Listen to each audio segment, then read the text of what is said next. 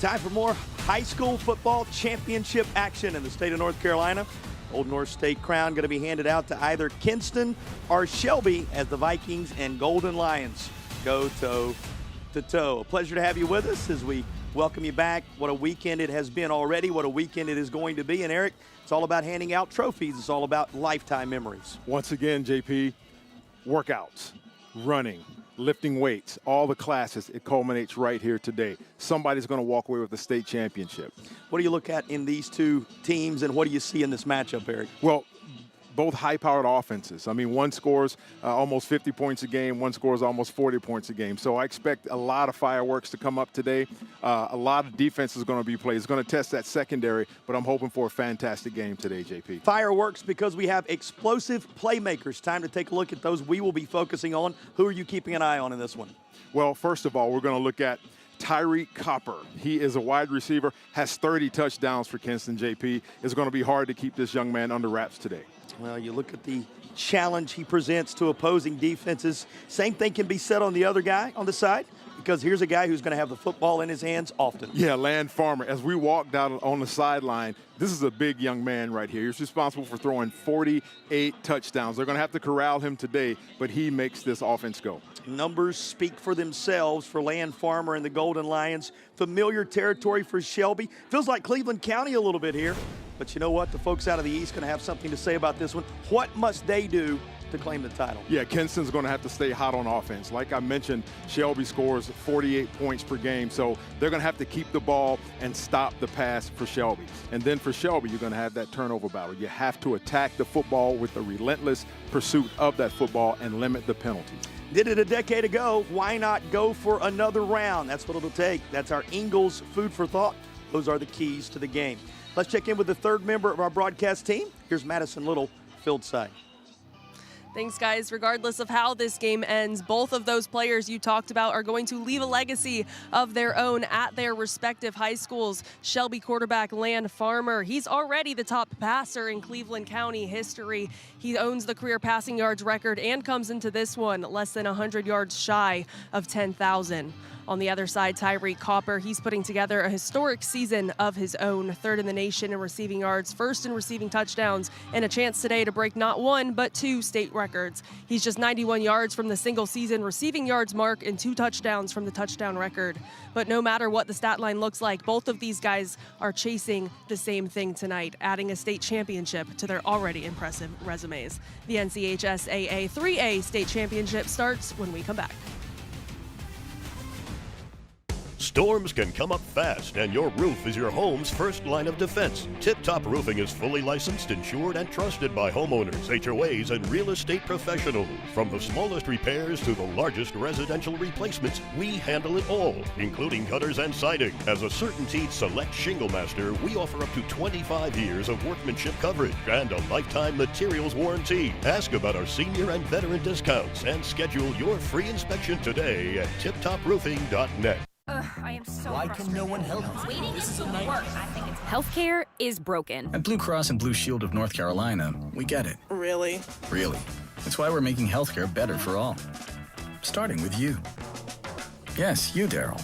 We're making plans easier to navigate by putting your benefits, prescriptions, and details all in one place. Convinced? No. But it's a start. We'll take it. Blue Cross North Carolina. Making healthcare better for all. Starting with you.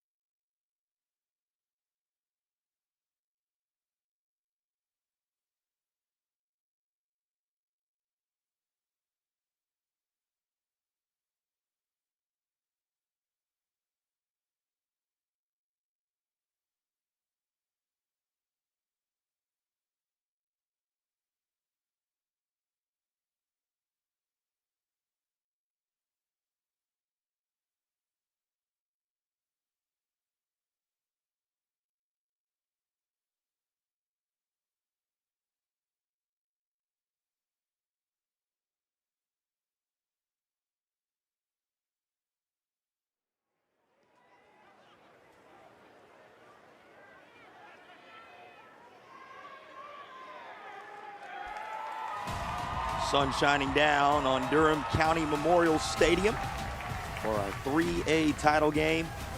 52 degrees going to be the temperature at time of kick as the Vikings and Golden Lions meet at midfield. Said it a little bit earlier, feels like Cleveland County here today, right? You got Shelby, you're going to have Crest here in a little bit. It's almost as if we're right down on the Carolina border, but a couple of teams out of the East that will have something to say about that. One thing we know, it's football state championship time in the Old North State, and you never know what you're going to see on an afternoon like this. You're absolutely correct, JP, and I'm going to tell you something. As I was looking down at the stands here, I see a bunch of sweatshirts that say, "We play football in December." That's what they do, and that's the expectation when you play for Shelby, the Golden Lions. And I'm going to tell you something. There's an anticipation in the atmosphere, JP, and it's exciting. It's electric.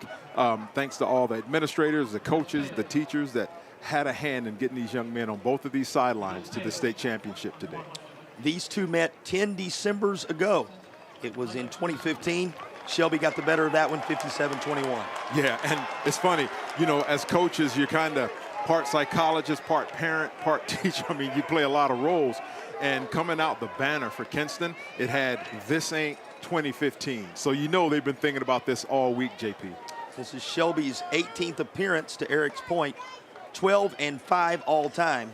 The first time, however, in 4 years. So every senior, think on this, since 2013 has been in at least one state title game, but for this group of seniors, it's their first. And here we go, JP. It's about time for kickoff, and you know they're excited. One thing you have to do in these state championship games is kind of just control your emotions.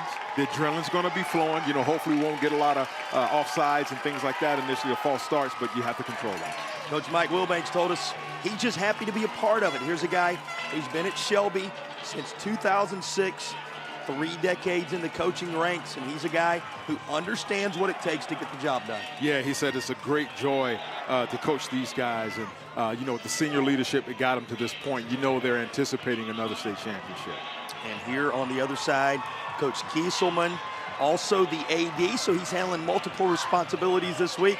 But what a job he has done bringing this team here in 2025. Yeah, he said they've been overcoming adversity all year, and they just have to stay the course and stay focused on the mission, which is bringing home a state champion. So it's the green and gold out of the Eastern Plains Conference against the gold and black out of the Southern Piedmont. We are now ready for our Original Grills kickoff. Elevate your grill game at Original Grills. They'll be the sponsor of all our kickoffs throughout the course of this one. As you can see, Vikings are going to experience the football first. We'll see their offense after this kick. There is the Original Grills kickoff that has the 3A title game underway. Return up across the 30 to the 34-yard line. And that is where the return man is upended. That, of course, was Poole on the return. A guy who you'll see at wide receiver. You'll see him at cornerback at times along the way.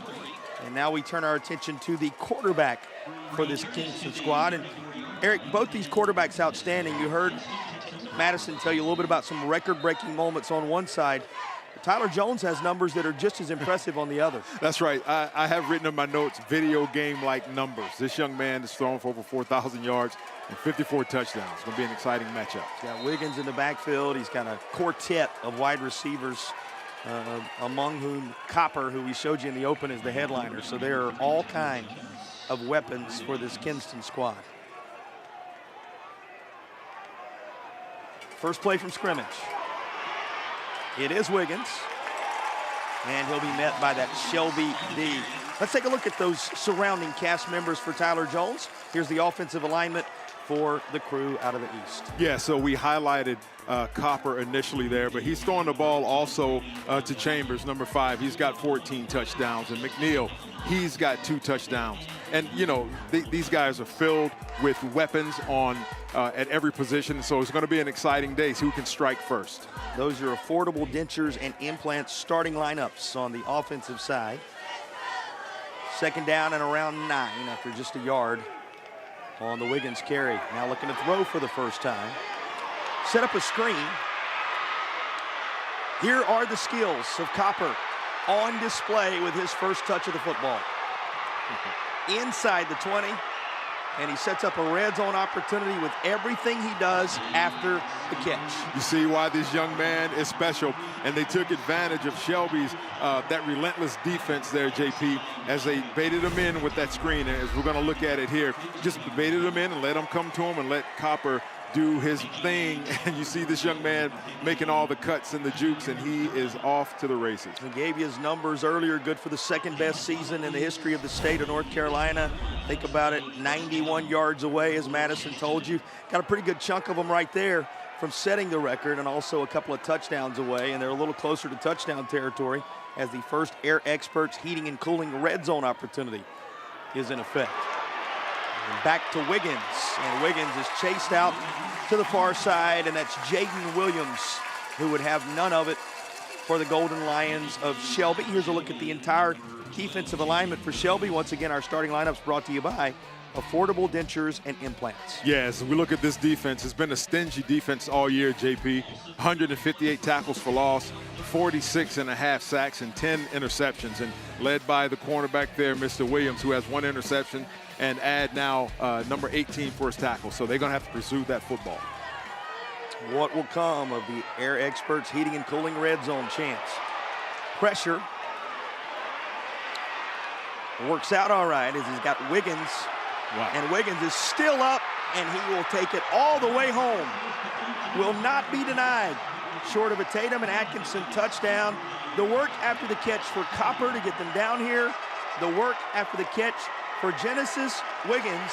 It is the genesis of the offensive impact for the crew out of the East. You gotta love it. Look at that young man. He is fired up, JP, and it's just a release valve. You know, nothing's downfield, and so he just hits that valve, and Wiggins does the rest. He makes 1 man miss, 2 men. Look at the balance on that young man, and he fights, says he would not be denied getting into that end zone. Well, Tatum and Atkinson are the heavy hitters. They're the sponsors of our touchdowns in this contest, but you just saw a duo of heavy hitters right there. In Copper and Wiggins, they combined to put the crew looking to avenge that game from a decade ago on the board first. The extra point is true. Our broadcast brought your way by Affordable Dentures and Implants will continue in a moment. First blood drawn on the opening touch of the football by the Vikings of Kinston.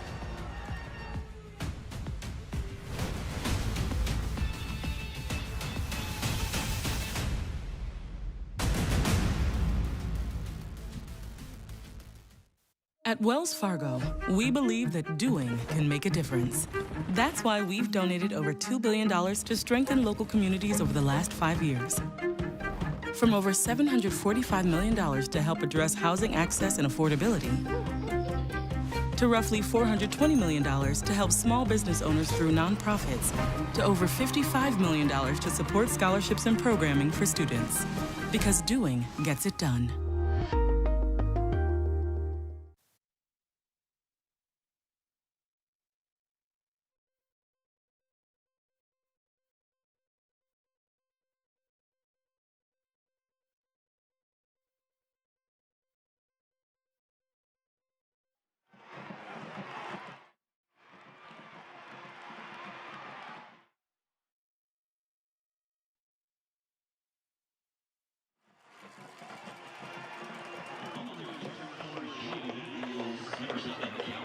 Following the Kinston touchdown, an original Grills kickoff returned by Shelby up near midfield, and we'll get our initial look at the Golden Lions from their own 42-yard line. And as Madison told you earlier in the contest, and Eric's going to remind you right now with these numbers, it's a record-breaking quarterback at the helm of this Shelby Golden Lions offense.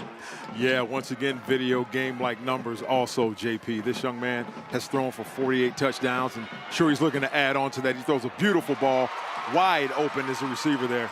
Well, no time wasted as he comes near side. Why not go ahead and take a look at the offense in full for Shelby? Yeah, and we just saw a catch by Jawan right there. He has 8 touchdowns. And in the backfield, you have Jonas Woods. He is a freshman. He averages 8 yards a carry, JP, with 8 rushing touchdowns. Kendrick Dewan, the first target, and now Shelby to keep it on the ground. Jonas Woods on cue will carry it near the 32. How important is his play today in your mind? Oh, it's huge, JP. He's going to have to establish that run because, you know, with all those passing touchdowns there by Farmer, he is going to have to get Jonas Woods going right there to draw those linebackers up, to open it up over the top. And we see Kinston's defense right there. They are a stingy defense as well. 15 interceptions, 11 sacks, and 95 tackles for loss. They're going to have to reclaim that line of scrimmage, JP. All our starters brought your way by Affordable Dentures and Implants, sponsors of your Affordable Dentures and Implants starting lineups. False start on the offense. Number 53, 5-yard penalty. Second. We get our initial penalty of the contest on the Shelby drive. Mark Hurt, in his 30th year of officiating high school football, is our head official in this one. There you see the head man on the Shelby side of things, Coach Wilbanks. What is he drawing up here? Looking for a deep shot, and he's got a man wide open for a quick strike TD. Shelby battles right back. Just a tremendous answer for the Golden Lions, and a Tatum and Atkinson touchdown catch. They go to Corey right away, and boy, does it pay off. Yeah, they run that tight twins, and you know, just the seam route down the middle. It looks like when you're in zone, the seam is always going to be open. Great throw and catch. Take one more look at the catches made. Actually, Roseboro there, check that, working his way into the end zone. And Roseboro's a guy who has been the catalyst in this playoff run. Lorenzo Roseboro in the playoffs, elevating his game to another level. And here he does so to the tune of the first Shelby TD with 8:22 to play. It serves as the equalizer. There you go, JP. And once again, Shelby's unfazed by it. They just came right out, marched down the field, a couple of passes, and here you go. And like we said in the opener, JP, man, it's going to be a shootout. And it's holding up to its billing right here. Well, just what you would expect to get things started between these two. You said it, they are familiar foes in a state championship environment.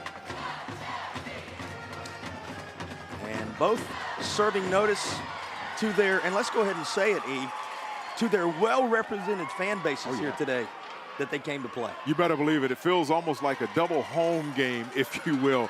Shelby's stands are packed. Now, as I look across the field there, just probably 2/3. I mean, you know, it's not many empty seats on the other side for Kinston. A couple of quick strike Tatum and Atkinson TDs, and now our original Grills kickoff going to be returned to the 25-yard line. There's a flag that comes out here just about the time that Jamaris Poole carries it there. Yeah, it's going to be a holding call. Blocking the back. Number 13, number 6. What a luxury to have an official with 3 decades experience at the head of the crew in this one. Let's take a look at that scoring drive. Did not take long, just 3 plays needed. 3 plays, you know. Once again, Kinston said, you know, this ain't 2015. And Shelby saying, oh, no, yeah, it is. We're just going to replay. And once again, they're unfazed by that quick score by Kinston. Well, backed up inside the 10-yard line after the penalty. Kinston and Tyler Jones to work.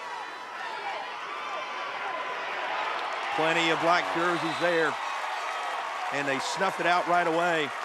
Well, there is Jawan. You're going to call his name on offense. You're going to call his name on defense because they're going to leave him on the field. Yeah, there you go. It's just that relentless pursuit of the football. Watch how many golden hats are around that ball. Here they come, and that's another tackle for loss. I said in the onset, they have 158 tackles for loss. Make that 159, JP.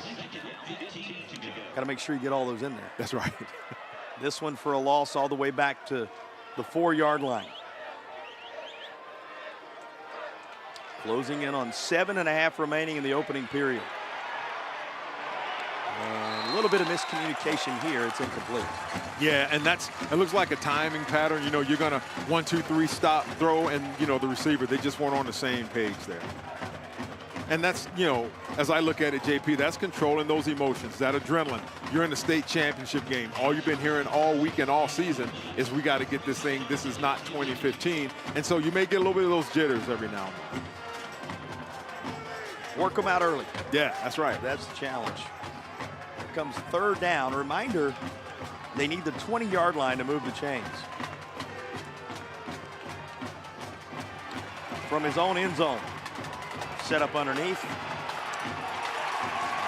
And the Shelby Golden Lions are right there. Well played. That was well defensed. And just trying to draw him in again. If you remember on that scoring drive, that first scoring drive, they threw that little bubble screen or tunnel screen and got big yardage on it. But here, the Golden Lions defense, they were ready for it. And threw it out of his own end zone. He caught that in his own end zone, JP. Always makes you catch your breath just a little bit. I know the folks on the far side had to do just that. He's kicking this from his own end zone. Pretty good foot into it. And it'll take a nice hop up across the 40-yard line. Shelby will start on the Kinston side of the 50. The Golden Lions looking for their first lead of the day in the early stages. Belief isn't just a feeling, it's a force. A force that turns underdogs into champions, struggle into strength, and concepts into companies. A Legacy and Wake Forest University are proud to partner because we share a truth that belief in people yields the highest returns. Together, we're investing in every dream, every goal, every tomorrow. This is our home. Let's believe.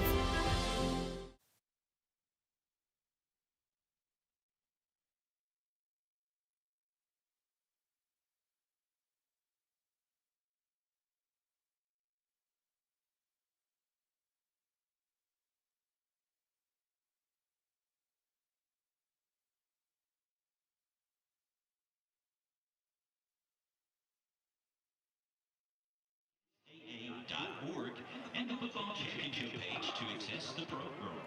It includes brackets, rosters. 7 apiece, but the Shelby defense standing tall moments ago.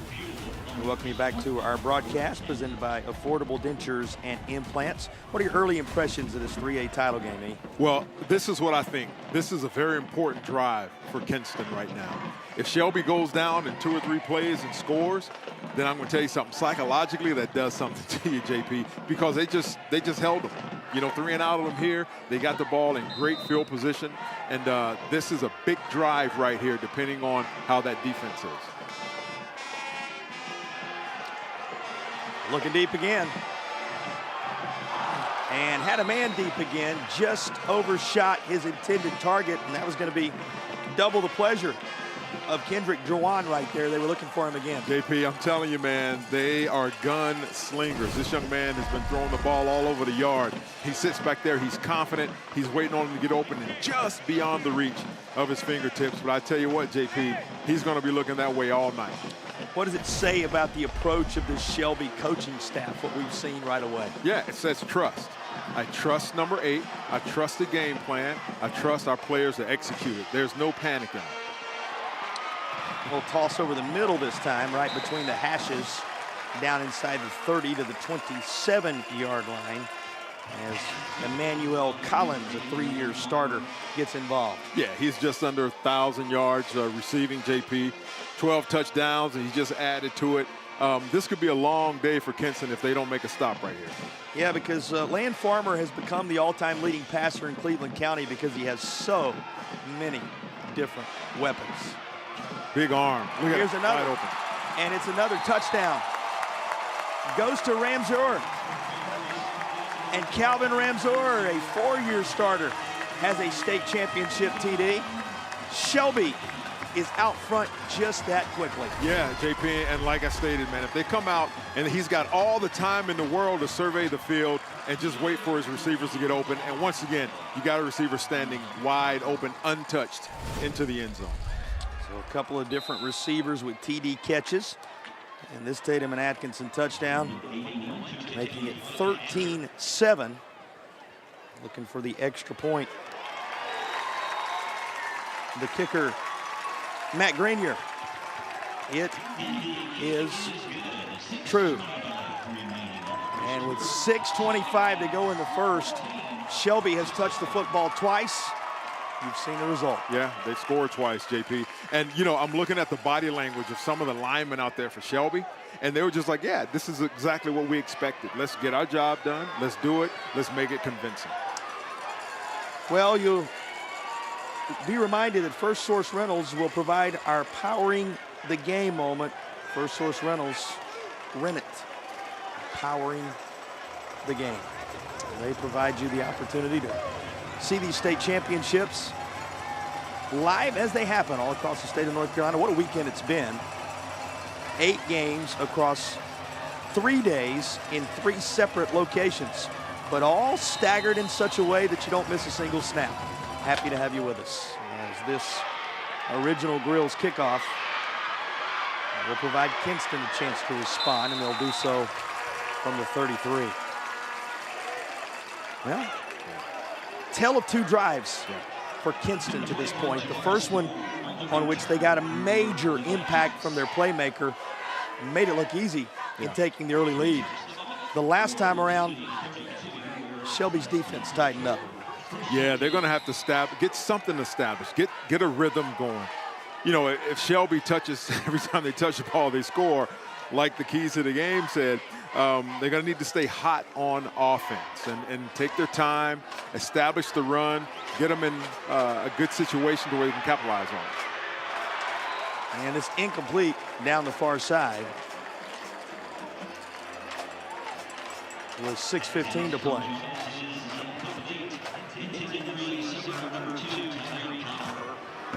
And they were trying to connect with Copper once again. Yeah, Copper had a step or two. I mean, you know, it would have to be a perfect throw, but it would have been in there. But yeah, they're going to have to get something established, JP, because they continue to go 3 and out, and Shelby's continue to score. It could get out of hand quick.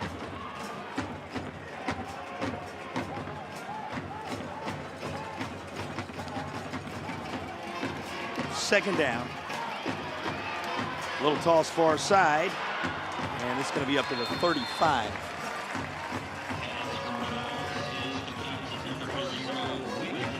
That was good. Wiggins out the backfield there. I mean, that was a nice positive play. Once again, taking advantage of that aggressiveness on the defensive front. Just gets him out there. He gets through 1 tackle and, you know, get some positive yards out of it. That's what they're going to have to do, JP, and methodically drive the ball down the field.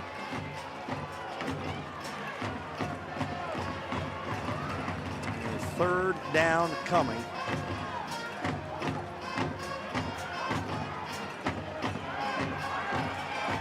Near side, Pat Brown up across the 40 to the 41.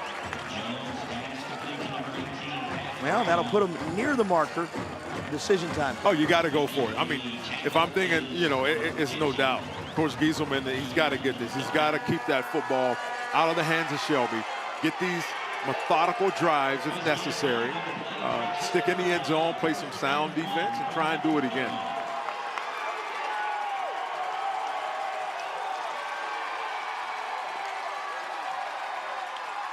Fourth down. And they appear as if they are going to roll the dice.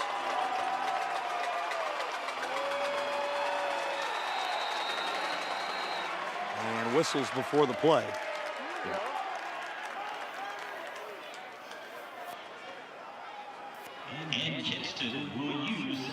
Well, they wanted a little more time. To discuss it. Yeah. Yeah, if I'm Coach Gieselman, I'm getting my best 2-yard play right now, and we're going to run it. And you have to set the tone, JP, I feel. You know, just so they can gain some confidence on offense. You've got to get this first down right here. Well, take us inside the huddle, Harry. Yeah, if I'm Coach Gieselman, I'm like, hey, fellas, this is what we're going to do. I may line up even in a heavy set. I'm not sure, you know, come out of that spread. All you got is to get it 1 yard. I'm going to get on the center and call it the Kinston tush push, whatever you want to call it. We're going to get that 1 yard. And I'm going to challenge my team, my linemen up front. Fellas, 1 yard. This right here can set the tone, can reestablish the tone of the game like they had on that opening drive. Score, keep this thing going. Well, now the 4th down play. Has the feeling of an important moment with the way Shelby is clicking offensively early. Oh, wow. He almost figured it would be in his hands, but the Golden Lions were waiting. That was a great pursuit by the free safety, Derek Key there. He's got 4 tackles for loss, 50 tackles. This young man came flying from that secondary, from that corner position, and just made the tackle. You know, and with the team speed that Shelby has, in order to negate that speed, you got to run right at it. You can't outrun it. Derek Key among those on the scene, one of the senior leaders. And we talked about how important this senior class is for Shelby. There's a reminder. Absolutely. Absolutely.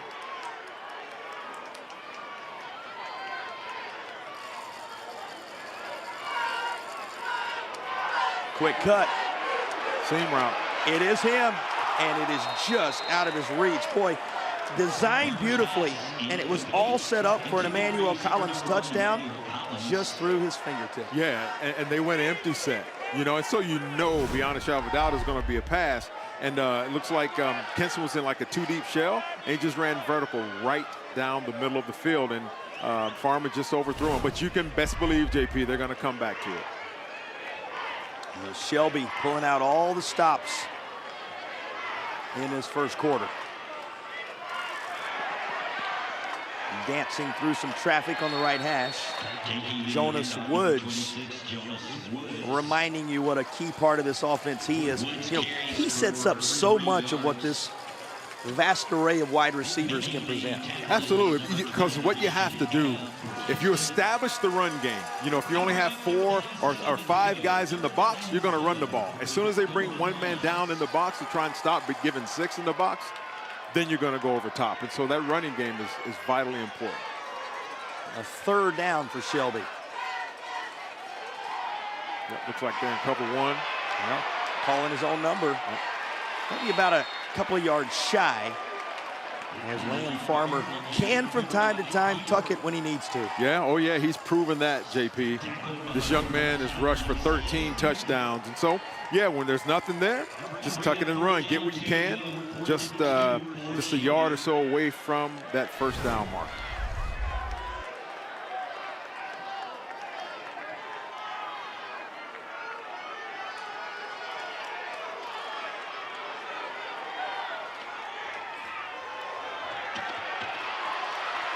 Coming left side, and inside the 30 to the 28-yard line. You can move the chains. Yep. A tip-top roofing 1st down. Shelby keeps on rolling. Yeah, just a new formation there, like a bunch formation. Gets him on the corner. Big fella just dives. It looked a lot worse, I guess, than it actually was. It seemed that, you know, that DB took his legs out, but he just jumped over him, as we saw there on the replay, and keep the chains moving.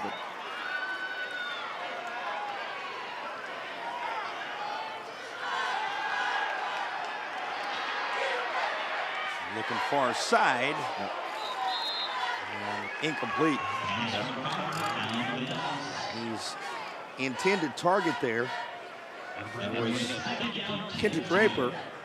We're told that is who jersey number 0 is now. That the Shelby roster we were given has Kendrick Jawan. And we're told Kendrick Draper in jersey number 0. So that noted as we move forward here, as it is in conflict with the roster we were given, but we certainly want to make sure we pass the right info along. State championship moments, and you want to always get them right, right? That's exactly right, because these are memories you will keep for a lifetime. And we appreciate all those out there working hard to make sure we have the proper info. Right on cue, it's in his hands again, and inside the 25 to the 24-yard line. He's going to now make this potential push for a 1st down manageable. Yeah, and it's a critical down once again for Kinston, and getting the stop here and forcing either a field goal or a turnover on downs. But you can be rest assured Shelby has a play that can get them 4 yards and maybe in the end zone. But we'll see here, JP. Here's another of those 3rd downs. And all kind of options. And just slinging this, that was nearly picked off, and that might have gone for a while had it ended up in the grasp of the defender. Good coverage by Justin Gooding to at least disrupt it. Yeah, great read, and there's Farmer, just really trying to bide his time. Like I said, we walked to him, near him on the sideline, and this kid is bigger than 6'3", I can tell you that. I'm 6'3", and I was looking up at him, JP, but, just almost a timely turnover for Kinston there. Another fourth. Pressure. Oh, wow. But he gets it into the hands of his playmaker. Striving for the end zone. They're going to say he's down at the 1. Nearly another TD. Oh, as wow. Kendrick Raper was right there again, but he comes up just shy, though he does convert. Remember, this was a 4th down scenario now, so the conversion is as critical as anything right here. Yeah, look at Farmer. He's just sitting back there, a little bit mobile. Look at this big fella. He's like a Ben Roethlisberger or something. People draped off of him, and he's still able to make the throw. And just, let's see here, we don't have the benefit of replay. Oh, gee. Yeah, we don't have the benefit. His knee did hit down, it looks like, JP, but not sure where the ball was. But in North Carolina high school football, there is no replay. So it'll be down at the 2-yard line there. It'll be played as called. And they're set up after the Tip Top Roofing first down with the Air Experts Heating and Cooling red zone chance. Right on the doorstep of what would be an extension of that advantage. And by the way, while we've got a chance, let's tell you a little bit about Tip Top Roofing after that key first down conversion. Tip Top Roofing, well, 4 key values: faith, family, football. You're with them so far, right? And roofing. They take care of the things that matter most. We thank our friends at Tip Top Roofing for sponsoring the first downs in this initial quarter. 2:19 to go in the opening period. Shelby on the verge. It's 1st and goal as the Air Experts Heating and Cooling red zone opportunity is in effect.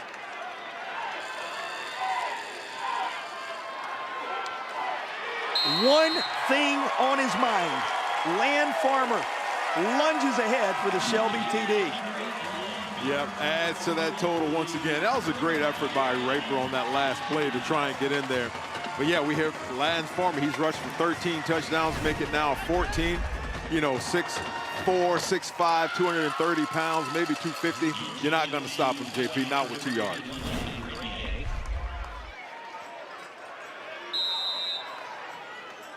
And now the kicker he has been for the last couple of seasons. Lines up another extra point, and before Grenier can put his foot into it, we've got a flag. On the defense, number 7, after this to the goal, he played try. And that will move Shelby a little closer. Does that change anything for you? Yeah, it looks like the offense is coming back out on the field. Why not? You just have, about a yard, yard and a half to go. Maybe another dose of big number 8 there, JP. Golden Lions sending the 2-point team out there. This is a team that's going to battle.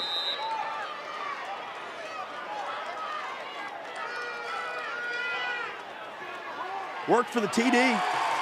Why not round 2? Conversion is good. 22-7, Shelby Golden Lions. There you go. They're doing what they do, JP. Once again, just getting that bunch set, almost like a wing tee set, and he just picks his hole. The most prolific passer in Cleveland County history, Land Farmer. And that's saying something when you think about the schools that are from that county playing in a state championship environment this weekend. Does it with the wheels on this drive. Caps it with a touchdown run. Adds to it a 2-point conversion. Here's the 9-play drive that took them 40 yards. And Shelby looking as if they have designs on trying to pull away here. It seems so, JP. And, a splash play is going to have to happen for Kinston. Maybe on, a blocked field goal or extra point, or maybe even taking one of these to the house. But they're going to have to do something to get the momentum back on their side. The original Grills kickoff goes out of bounds, and it's going to be good field position for Kinston. So there's the start of the spark it need right there. Yeah, it certainly is, JP. I mean, you got to get something going, You're running that spread, and you're limited from a defensive perspective. I'm thinking you're limited in what you can do. Shelby's just running man and sending the house. Free kick in front. Kinston. Well, if it's any consolation, a lot of teams have been limited from a defensive perspective along the way. They scored 70 on one occasion. They scored 90 on one occasion this year, these Shelby Golden Lions. Yeah, they know how to put points on the board, JP, and they're only giving up 19 points a game, giving a point differential of about 28 points. That was a 90-0 victory over Highland Tech. And Eric, it came after they lost their first two games to Kings Mountain and Crest. You think they were happy about the 0-2 start? Not at all. You can be rest assured they came into that game a little bit angry, JP. Showed it in week 3 after falling to their two rivals, the Crest team that'll play a little bit later here tonight, 31-24, and Kings Mountain 30-14.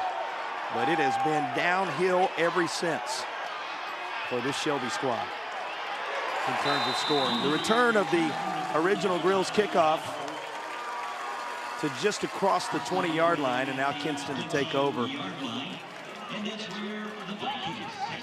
Look at the journey in 2025 for this Viking squad, and obviously the opener didn't go their way either, lost by a couple, but learned a lot early from a setback there against South Central, one also against White Oak, and boy, have they pieced it together in the playoff run. Yeah, and the coach said they just stayed the course. They stayed the course together. They didn't panic. They leaned on each other in that senior leadership. Learn they can play with anybody, trying to do that with one of the standards in the state here today, and that Shelby defense right where it needed to be. Quickly on the scene is No Dame. Take a look at the 3-year starter. Yeah, there you go. Just following the flow, shooting the gap when he sees an opening. You know, he has 99 tackles, make it 100 now, 26 tackles for loss, but 15 sacks, JP, so they get after the football. Give credit to Noah Gartner, who also was right there among the first on the scene. A couple of the key contributors for Shelby. Second down from behind the sticks, and that's incomplete. Well, a flag comes in at the very end of this. And that's going to provide a lift for Kinston, it would seem. Yeah, DB may have gotten a little handsy. Pass interference. Defense, number 15. 15-yard penalty. That'll help. You know, you do not expect this team to go away. Right. You get one more look at the interference call right here. Yeah, he's got good. Yeah, got there just a little bit early, and you know, and that's what Coach Will Banks was saying. One of the keys to the game is just limit those penalty yards, and we see here, you know, just got there a little bit quick, about a half second too soon. Kieran Thurman, he's a tremendous player on the defensive side. A couple of years into his time as a Golden Lion. But just, as you said, a little early getting there. Just going to say, you don't expect Kinston to go anywhere. This crew out of Eastern Plains knocked off the 1 seed. Oh, my. So they're going to keep coming at you. But this Shelby defense does nothing but come at you. Speaking of Gartner, there he is again. Oh, my goodness. JP, when we see this replay, he almost took his head off, it seems like. I mean, just relentlessly pursuing the football and attacking it. And he comes down the line of scrimmage and he gets there before the block can even get to him, JP. Fantastic play. Madison will tell us a little more about the guy wearing jersey number 10 for the Black Crew. Well, guys, that's exactly what this coaching staff likes about him. Said he's able to get to the quarterback when they need it most in this playoff runs, and they're going to need another big one from him. Well, it looks like a big play here when Kinston needed it most. You know, Eric, we just finished talking about how you don't expect the Vikings to go away. They took down the top seed in the tournament in James Keenan 30-7 in order to get here. They are in no way intimidated by the Golden Lions, as evidenced by this Tatum and Atkinson TD touch. That's right, and Shelby's just running, they're running man-to-man and sending the house, and mama, there goes that man, number 2, and Copper, making it 31 touchdowns. This young man here is ready for the next level. Now remember, he came in chasing 91 yards. He has well handled that piece of business, has eclipsed it, and by virtue Just a couple of key catches at great distance. He now has a touchdown to go with it, is one away in that department from a record-setting day. Also, what a tremendous day it has been already for the guy who came in as the highlight performer, the put your finger on where he is at all times guy. You can see why Tyreek Copper has led this team to an impressive tournament run. Yeah, and he's not panicking, JP. He says, hey, give me the ball, coach. Put the ball in his hands and watch the magic happen. As we mentioned, the 119 yards he has already reeled up, more than the 91 he needed to become the all-time receiving yard single-season performer in North Carolina history. Congratulations, young man. I'm sure we're going to be watching him play on Saturday afternoons sometime real soon. He's a touchdown away from that mark as well. You would expect with a lot of football left here. Had a good chance of getting there. Perhaps more important than the individual accolades, Eric. In fact, more important than the individual accolades. His team, as you said earlier, needed a lift. They needed a spark, and he gave it. That's right. Put it in the hands of that form or soon-to-be Wolf Pack.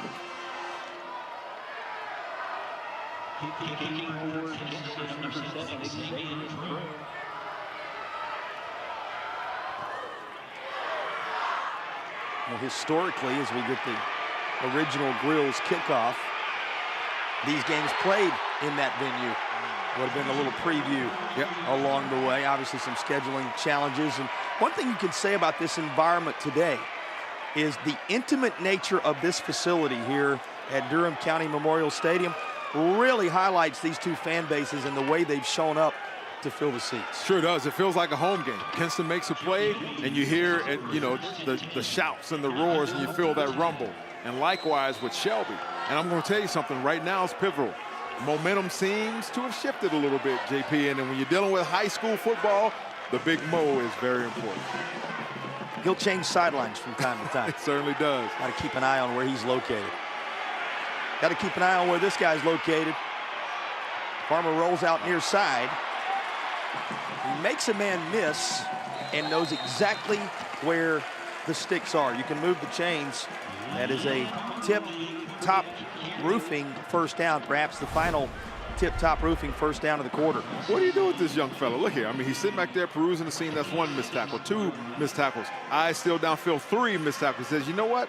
I'll just tuck it and run it. Almost like a Patrick Mahomes-ish look right there. It's a great comparison. Don't you love it when the key contributors and the headliners coming in show up in a state championship environment? We've already seen that on both sides here today. Certainly have, JP. And I'm going to tell you something, man.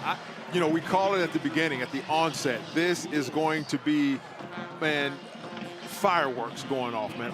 Two high-powered offenses going at it. And that'll bring us to the end of the first quarter. If it's any indication of what we're going to see here, you don't want to go anywhere. 3-8 title game, a good one after one.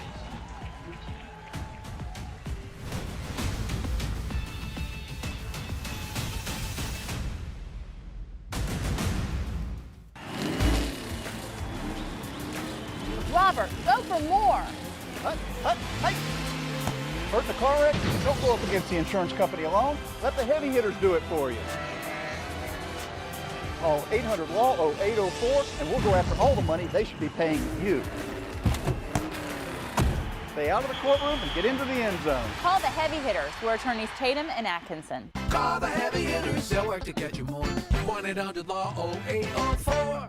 Have you been quoted for trench drain system to fix water intrusion?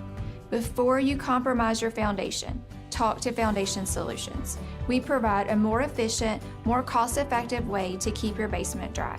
With 30 years of experience in Western North Carolina, we bring guaranteed work, financing options, and real peace of mind. Visit foundationswnc.com or call 828-768-2208.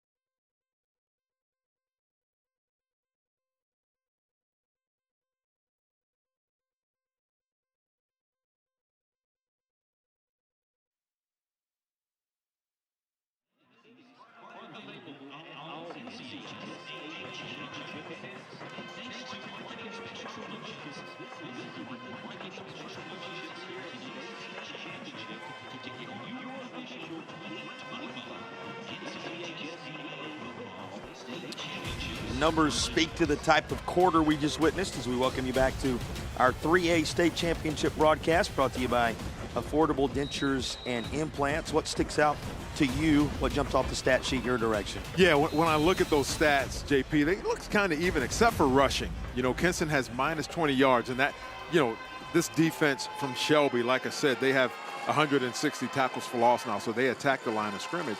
Time of possession is key. Shelby's almost half there. Land Farmer throws a nice, crisp football to one of his playmakers, and Ramjur is working his way inside the 40-yard line. Another nice toss and catch, and that's good enough for a Tatum and Atkinson first down. Boy, he is so smooth. Yeah, boy, this is tough. I mean, you know, they're man-to-man. He runs across, you know, runs a shallow cross, and nobody's covering him. You know, and he's running right across the defense, wide open, and, you know, they get a big chunk yardage. You know, perhaps the most surprising part of this day is when you look at the Shelby QB, he just got to get out of the way here, try to make some room for Woods. There's going to be little on this. Great defensive push from the Vikings there. But he ran for a first down a moment ago, did Land Farmer. You've seen what he can do in the passing game already. Perhaps the most surprising part of the day is here's a guy not solidly headed anywhere just yet. He's just beginning to receive some Division II offers. That's somewhat shocking when you're talking about the most prolific passer in the history of Cleveland County, one of the impact counties in North Carolina. Yeah, it doesn't make any sense to me either, JP, when I think about it. Just looking around the state and all the colleges or universities we have here, and this fella throws a beautiful ball. Look at that. Well, for another touchdown. I'm not going to say we're laying it out there for you, but if you're looking for a QB somewhere across the land, the guy wearing jersey number 8 for Shelby reminds us once more he's pretty special, and that is Roseboro again, with whom he makes the connection this go round for the Tatum and Atkinson TD, and this stands as one of our play of the game nominees. Yeah, just look how comfortable he is. I mean, great catch by Roseboro there. You know, this young man goes up, he high points the ball, controls it, comes down, even though it bobbled a little bit, he just walks right into the end zone. Great throw and catch. Extra point is true. A reminder, we will pick the play of the game, brought to you by Legacy Federal Credit Union. Before all is said and done, a Legacy in Wake Forest, we believe, and that's certainly a nominee to that end. The second effective connection with Roseboro today. Boy, the lore of Roseboro's playoff run continues to grow. Yeah, and what I love, we just had a shot there, a farmer sitting down talking to his freshman running back, Jonas Woods. He said, hey, keep your head in the game. I got you. You keep working hard. That's leadership right there, JP. He just threw a touchdown pass, and the guy is sitting right next to him, and he's talking to the running back saying, hey, I don't know exactly what he was saying, but what I'm thinking, he's like, keep your head in it. We got you. You're going to get yours. And he's doing the little things on a day that can make your future, E. You may not be on everyone's radar just yet. How you couldn't be is a mystery to us. Right. But on a day like today, if the right person is paying attention, it can change the entire ball game of your personal career, your future. Here's a young man that has the skills to make that a reality. Most certainly can. And, you know, you hear nothing but praises from the coaching staff about this young man. Yeah, they talk about how smart he is, what a competitor he has been, and the leadership, which you saw on display right there, that he provides. Vikings will respond up near midfield on the return of the Original Grills kickoff, the latest of our Original Grills kickoffs. Original Grills, elevate your grill game at Original Grills. Pretty good job returning it there by Kroom as we look back at that Shelby drive. 86 yards in just a handful of plays. Yeah, they have about the same amount of plays as Kinston. Time of possession, Kinston has, you know, it's about 10 minutes now, and Shelby's about half that. They're very efficient, JP, and it boggles my mind how this young man has no offers yet. Just beginning to see, as we said, some of the Division II type offers trickle in. You get the sense there may be a whole lot more than that. And on this play, there's going to be a whole lot more than what it initially appeared. And he's done it again. Another record-setting moment for Tyreek Copper. You know, the playmakers have shown up, and they're taking care of business right away. He needed to match his jersey number on touchdowns today to set that mark. Mission accomplished. Yeah, but once again, it's another screen. They let him come through. Shelby knows what's going on, but there's the difference. D1, he's going to NC State. They're getting a good one. He's looking around and seeing, hey, is there anybody with me? And he steps across the goal line untouched. You know, might be best when it all shakes out. Though it's an unusual situation for football until you get to the championship environment at the high school level, that they're playing on a Saturday, because you're seeing a lot of guys in this one who are no doubt going to make their marks on Saturdays in the days ahead. He'll be doing it in state, and he just pulled his Vikings ever closer.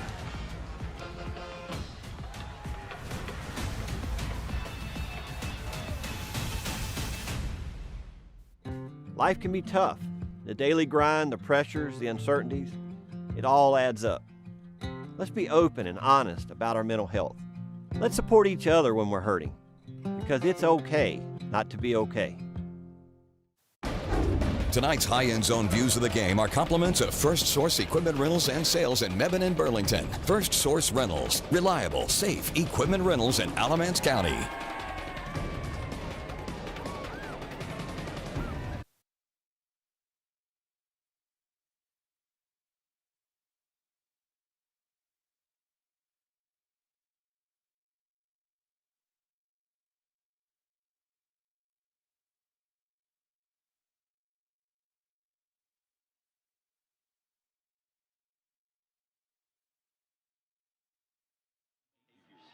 You can win a $1,000 scholarship. Scan QR code on the video to sign up today. Going to be a challenge to queue up all the highlights for the Foundation Solutions halftime report. You'll see the highlights as well as stats. We'll have an interview with Commissioner Q. Tucker of the North Carolina High School Athletic Association. All that and more coming your way as a part of the Foundation Solutions halftime report. Yeah, these two teams sitting about one full possession separation after a back and forth through the first quarter plus of action. It's been a highly entertaining 3A title game thus far, and if you like playmakers, this one features many. I love, got to point this out right here, JP. Look how he has the ball on the tee. I almost saw when the first time I saw that it was going to be an onside, but it seems that's how he kicks.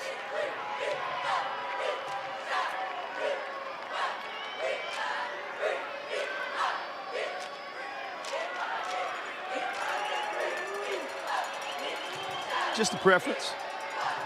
The way he opts to get the job done on the original Grills kickoff. Well, he's living up to the building. This is original. That's right. About to run out of time on the play clock. Got it off. Shelby's return from Raper has a seam up to the 35. That's about all, as he is met there. Somebody lost a helmet in the altercation, but got the job done in terms of making the stop. Isaiah Newton with a gutsy effort there. Yeah, you got to love it, JP. This is the last game of the season. These seniors, it may be the last football game they play, so you can best believe they're going to give everything that they have. Already a record-setting afternoon for Tyreek Copper. Now the record-setting quarterback of the Shelby Golden Lions, Land Farmer, takes his turn. His pocket presence grabs your attention right away, and he delivers this on target to Emmanuel Collins. That'll move the chains. That is a Tatum and Atkinson first down. Yeah, Kinston's going to have to do something to get some pressure on him. You know, he's having just way too much time to sit back there and pick them apart. And it's almost like a 7-on-7, you know, and where you don't have any D linemen or offensive linemen, just the receivers and DBs running against each other. And he's got too much time back there. So Kinston's going to have to do something to get some pressure on that young man. When you limit Roseboro, when you limit Raper, when you limit Ramseur, when you try to key on so many of these, this is what happens. Across the far side goes Jonas Woods, and he's got the first down and plenty more. Yeah, what do you do, JP? It's like you're 6 in one hand, half a dozen in the other, man. They're not throwing the ball 40 yards down the field. They're running for another 20 or 30. great call. And we saw, during that break after the touchdown, he's sitting down talking to that young man. For what we don't know, but it looked like it paid off. Now, he had his team in a tent last week when they were at Lincolnton. He said, I got in the tent, I told them, they're like Revolutionary War guys. We're just going to battle here. We're coming out of the tent, we're playing football. They were on the road as visitors. They were dressing in the tent. They put together that Revolutionary War style battle to the tune of a 30-0 shutout in order to punch their ticket into the state championship environment. And why not? The town's named for a Revolutionary War hero. And we're coming up on year 250. This group of warriors continues to provide the punch. Yep, just a little outside zone there by Woods. And once again, they moved the chains. They're inside the red zone. JP looking to add another 6 to the scoreboard. This is a Shelby team that looks like they've been waiting for this moment for 4 years. 4 years is a long time for Shelby when you talk in terms of 18 appearances all time. They're making the best of it. Another toss to the end zone, this time incomplete, as Farmer was trying to connect with Calvin Ramsur again. Yeah, just beyond his reach. Once again, Kinston got some pressure on him, made him a little uncomfortable, had him roll out a bit, and he was just a bit off target. That was great pressure by Kinston there. Just beyond his reach. All settles into a second down from inside the Air Experts Heating and Cooling red zone.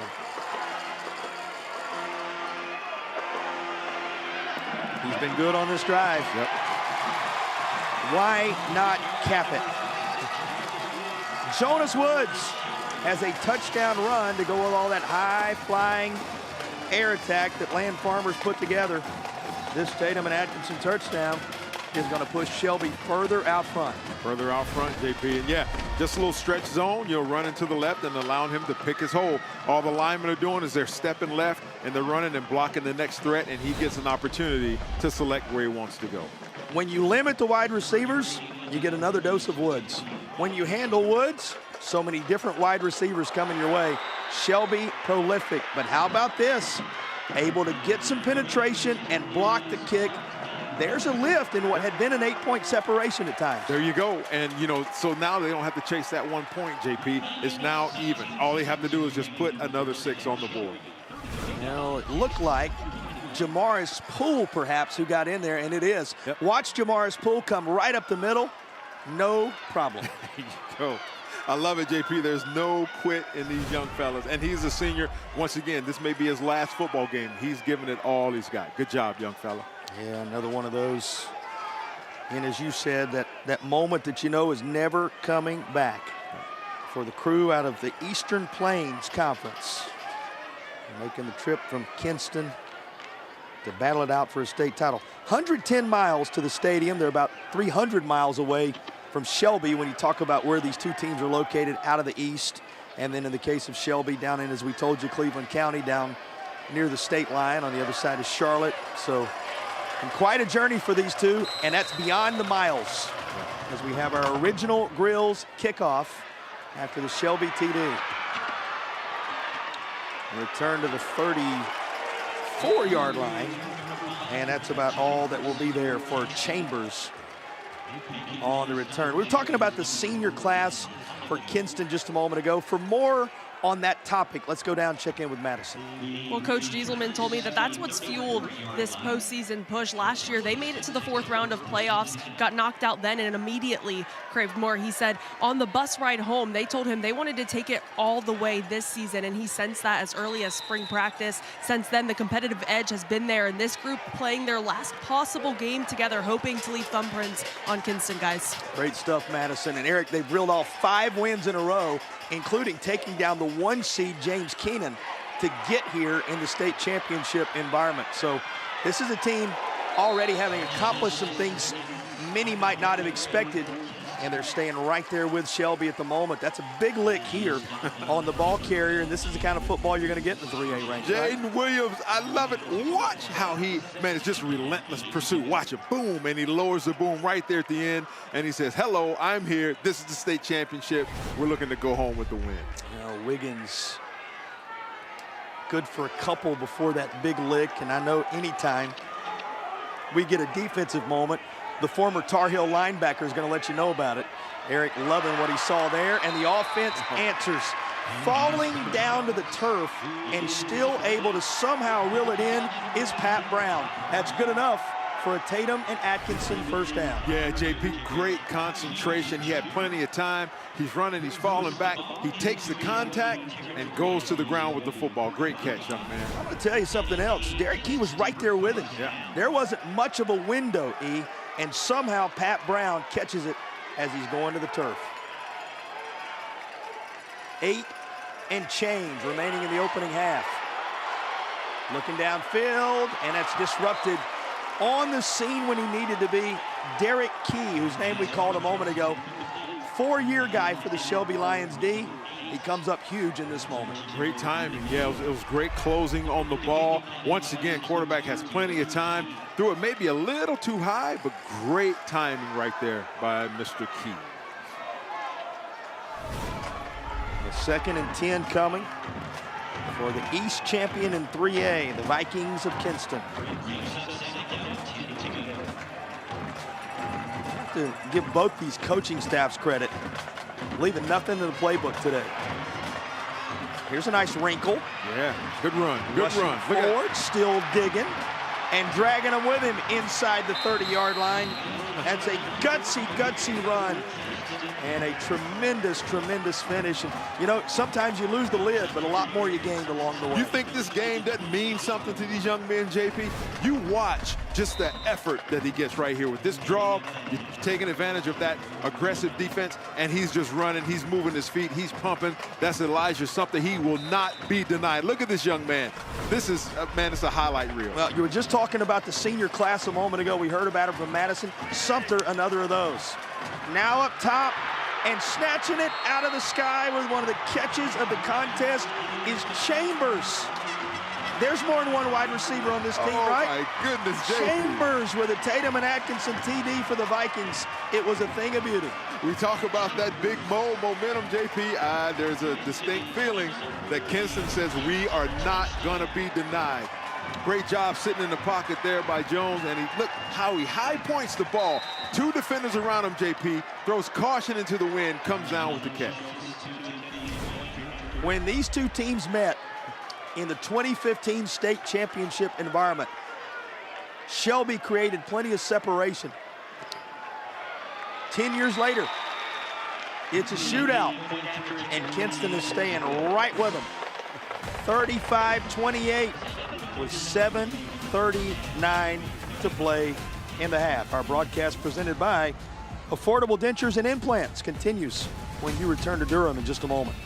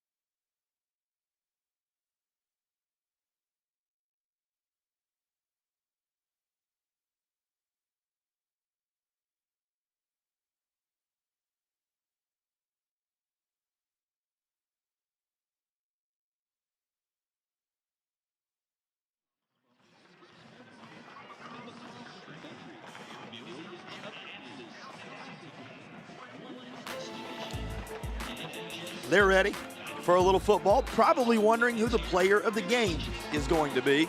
We'll have time for that selection. The Affordable Dentures and Implants Player of the Game. Use your 2025 dental benefits now. Get the smile you deserve. You can find out more at affordabledentures.com, and you can find the practice near you. That's the Affordable Dentures and Implants Player of the Game to be selected prior to our conclusion. Don't you love it when the fans go all out? Oh, yeah. It looked like an episode of Game of Thrones, maybe? I'm not sure with those Viking helmets. I love it. One thing is for sure, the Vikings are here. Yes, they are. Right in it with Shelby, down just to score as they're set to kick it away. There you go. Once again, the most unique kicking style in the state, dare I say maybe the country, but it's effective, JP. Here's a return. And looking for room is the return man, Kendrick Raper. Has it up near the 43, they'll call it the 44-yard line. That's where Shelby will take over after the original Grills kickoff. He's a dangerous return man. Yeah, it looks like they had a right return set up, but he says, nah, we're going to go the other way just in case. And, hey, you know, gave him a great field position right close to midfield. So good job, young fella. After Xavier Kroon, you said it takes the unique approach to the original Grills kickoff. Well, kind of has the feel of your turn. That's right. Just kind of back and forth between these two. What will Shelby do to try and one-up Kinston now? Oh, wow. Deep shot. That mission accomplished.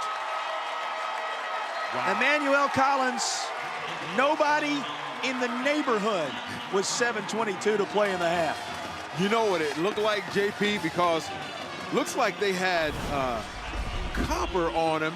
We see Copper there in the middle of the screen. He had him, but he's peeping in the backfield. Looked like he just ran right by him, untouched, into the end zone, JP. With this Tatum and Atkinson touchdown here, you're reminded we've had as many plays in this one first half as sometimes fill up an entire championship weekend. Right. Remarkable what these playmakers have put together, and that's just the latest of the touchdown tosses by the best to ever do it in Cleveland County in terms of numbers, Land Farmer. Extra point, true. As Grenier puts it up and through. There are 7 minutes, 22 seconds on the scoreboard in what has been a wild first half, and with 7:22 to go, Shelby doing everything they can to keep the Vikings at arm's length. Yeah, and the Vikings, man, they have to come out and take another strike, JP. We just had a fantastic catch by Brennan Chambers, the 6'5" senior, that he high-pointed the ball, went up over 2 defenders and made the catch. It's going to take that sort of effort all game, it seems, JP, in order for Kinston to stay close. One thing we know about Kinston, they're not going to be held to that lower point total they had the last time these two teams met. They have already eclipsed the 21 points they scored in that previous championship environment. By the way, as Kinston is set to get the football back with the upcoming original Grills kickoff, worth noting this is a 4th appearance all-time for Kinston. They took on a group you're familiar with back in the 50s. Hendersonville, a 12-7 victory for Kinston in 1955. They fell to West Stokes in 2011, fell to Shelby in 2015. Those were the 3 prior appearances, and it gets a little bit testy this 4th trip to the state championship environment for the Vikings on the kickoff. There was a flag that came down, and credit our officials not only for handling that piece of business, but they also separated everybody really quickly. Yeah, it's just, you know, they're still kids, young men. Excited, got emotional. Now, you got to get the Hendersonville connection on the broadcast, right? And you don't date back to 1955. Not quite. But you do know what that community and football, and having coached there, having played there, having built your life there, an important place, I know, dear to your heart. And that's the moment for this Kinston squad when they went head-to-head with Hendersonville in 1955, the last time they hoisted a state championship trophy. So these Vikings, incredibly hungry, Eric. Yeah, and I tell you, they're hungry in Hendersonville as well. Absolutely. 5-yard penalty, free kick. But yeah, it's, you know, hats off to them. You know, they battled hard to get here. And, you know, they're in a shootout right now, 28-42, and they have to put it in the end zone right here. But with 7 minutes to go to halftime, JP, it seems like we played 3 games already. And we are just midway in the second period. And that one's going to go out of bounds. That means another flag will be necessitated.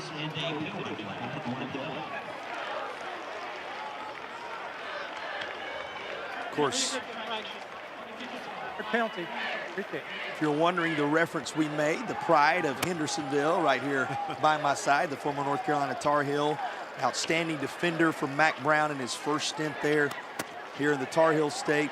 Eric Gash, of course, you'll remember that family name and the impact it's had in Hendersonville. You spent some time, as we said, not only as a player there, but as a coach there. You played in some state championship environments on the basketball side. You understand these moments very well. Put into terms what it means for these young athletes when they can rise to the occasion the way we're seeing these playmakers do today. Yeah, they're making memories for the rest of their lives, JP. And, you know, the older you are, the bigger the story, the better you were, right? And, yeah, they're going to remember every play, every single second, the meal, the bus ride. And there's the young man, Chambers. My goodness, JP. You do not have to embellish this moment. Chambers, who made the catch a moment ago, has to turn the kick for a touchdown here.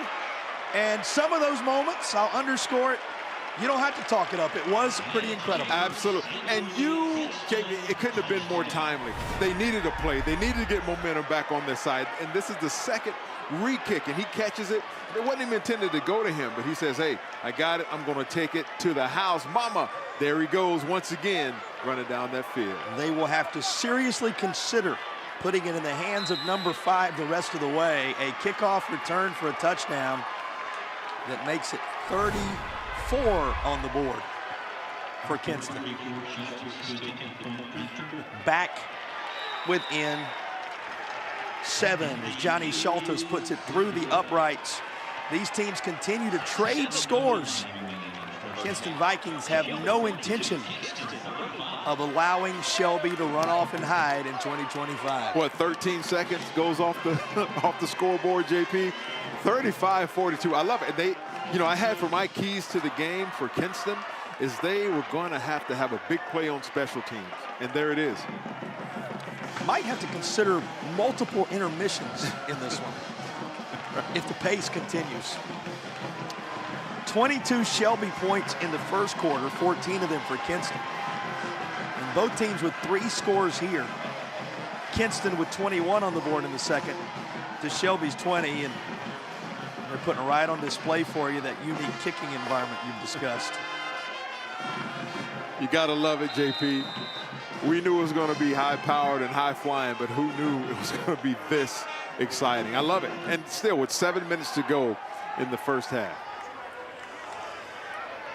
Easy to get lost in the moment and forget that somebody's going to be a champion and somebody's going to come up short at state on this Saturday afternoon. It's the state championship contest in the 3A ranks.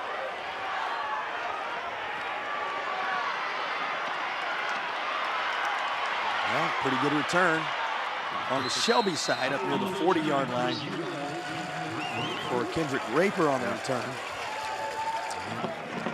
I've said it before, probably won't be the last time we communicate it this way today. Shelby's turn. Yeah. You know, big-time moments require big-time players to step up. And we're seeing it on both sides of the football, JP. You know, both sidelines, I should say. Both teams, their players are stepping up just when they need it. You know, and asking Coach Mike Wilbanks what made this edition of the Golden Lions different. His quarterback under pressure. He makes the connection with Emmanuel Collins. That's good for about 9. And he said this group has had a team mentality versus an individual mentality. And you'll see it on this play. So many different performers that they've been able to turn to along the way in this first half. It's not been that one guy, perhaps historically on some of the Shelby runs to a championship. Everybody doing their part, every piece of the puzzle contributing. Yeah, and you know, I'd be remiss if I didn't mention the big fellas up front. That O-line is doing a fantastic job in giving him time. They give him time again here. Bodies get tangled, and here comes the flag. Yeah, that was pretty good coverage. Unfortunately, yeah, feet got tangled up a little bit. Forced the receiver to the ground in Roseboro there. It's unfortunate. Tried to get it to Roseboro right away. Pass interference on the defense, number 4. 15-yard penalty, first down. So after they march off 15, Shelby marches into Kinston territory. Yeah, just playing the football and got tangled up, JP. Like I said, that's unfortunate. That was really good coverage. Yep, just got tangled the lower part of the body there. He was actually playing the football, you know.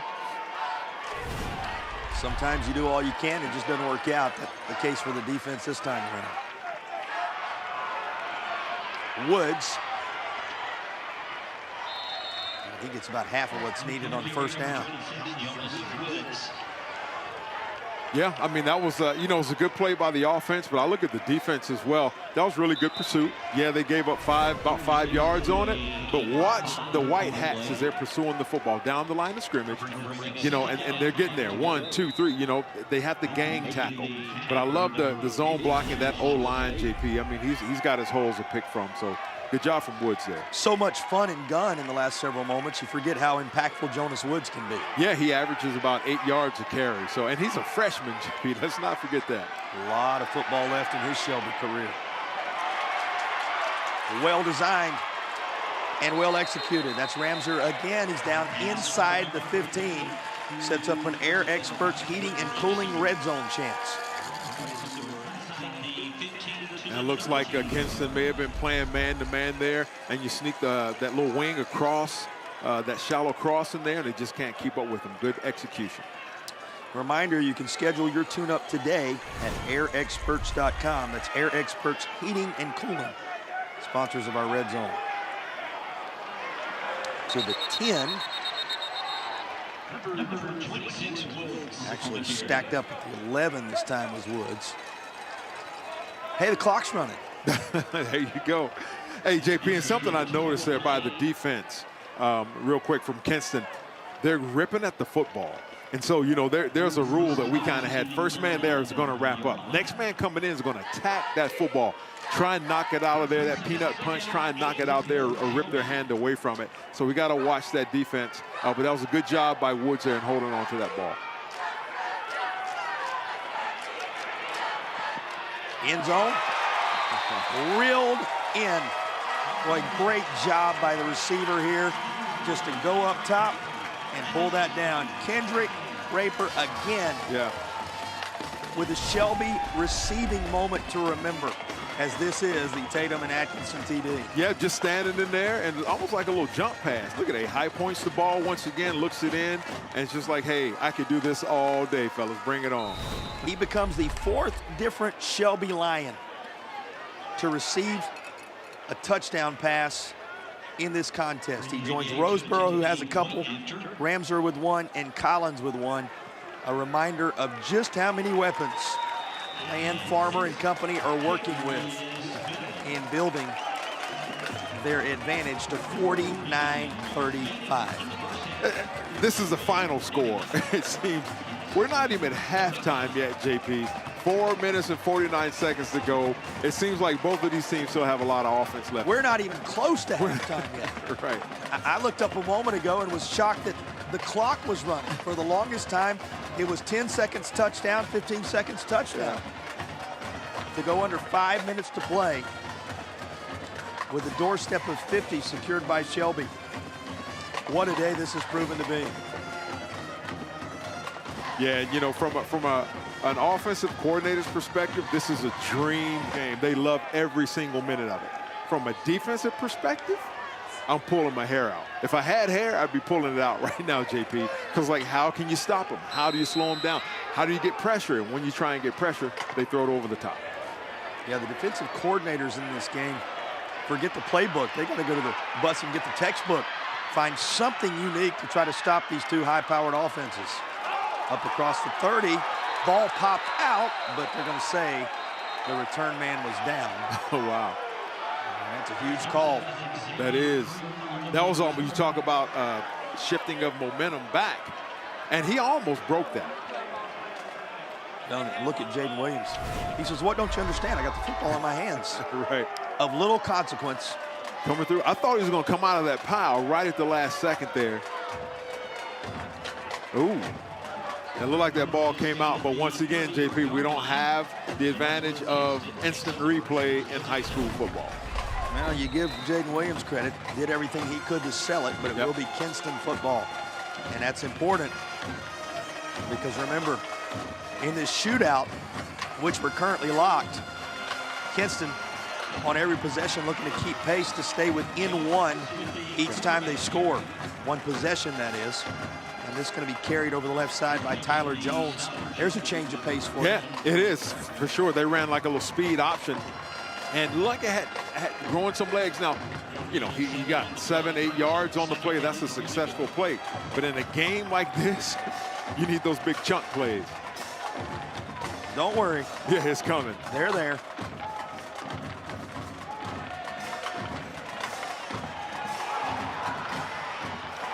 This is intercepted. Just a little too tall for his target, and it ends up in his hands anyway. That's right. Jaden Williams made a bid for it moments ago. This time it comes on the INT. Now there is a flag down at the 30-yard line, but it appears to be holding, and that'll be declined. Yep. And they have an old saying, football does not lie. Football does not lie, JP. I believe that's his second interception of the season. Yeah, just a little overthrow there, and he's Johnny on the spot. And dare I say, had he been able to keep his feet, he may have taken it to the house, JP. But he did the most important part, that is secure the interception. Jaden Williams with the pick. And this defense that will mix up the looks and the duties that has put tremendous pressure on some of the best quarterbacks in North Carolina, particularly a really good one a week ago. Win over Lincolnton. Yeah. Has a takeaway here to hand it back to Farmer. He's going to turn. Hand it back to Woods, and midfield is where he is stopped. Yeah, a little zone read, like a stretch zone to the right there. Just trying to pick his holes. Good pursuit by Kinston. You know, they're not out of this. They got to, you know, keep their heads up, keep fighting. You ready for these numbers? 32 plays, 395 yards for Shelby in the first half. They are 5 yards from making it a 400-yard first half offensively. You think they'll get another 5 yards, JP, to get that 400 yards there? He could run for it right there, but instead he's going to throw deep. Looks like he's got his receiver. There's your 5 yards. There you go. And a whole lot more. Now waiting for the official signal. He had the football in the end zone. Roseboro certainly of the belief it's a touchdown, but our official's going to talk about it. And Kinston is continuing to play just in case it's of little consequence. Yeah. Hands are raised. It is a touchdown. Yeah, not sure. Yeah, not sure what happened there as to why he thought it was a. Well, you didn't get a touchdown signal from the officials. When they came in to talk about it, Kinston said, why not? We'll take it for a spin. But it is, in fact, after they discussed it, a Shelby TD. Here's another look at the catch, which will stand as Roseboro's latest TD.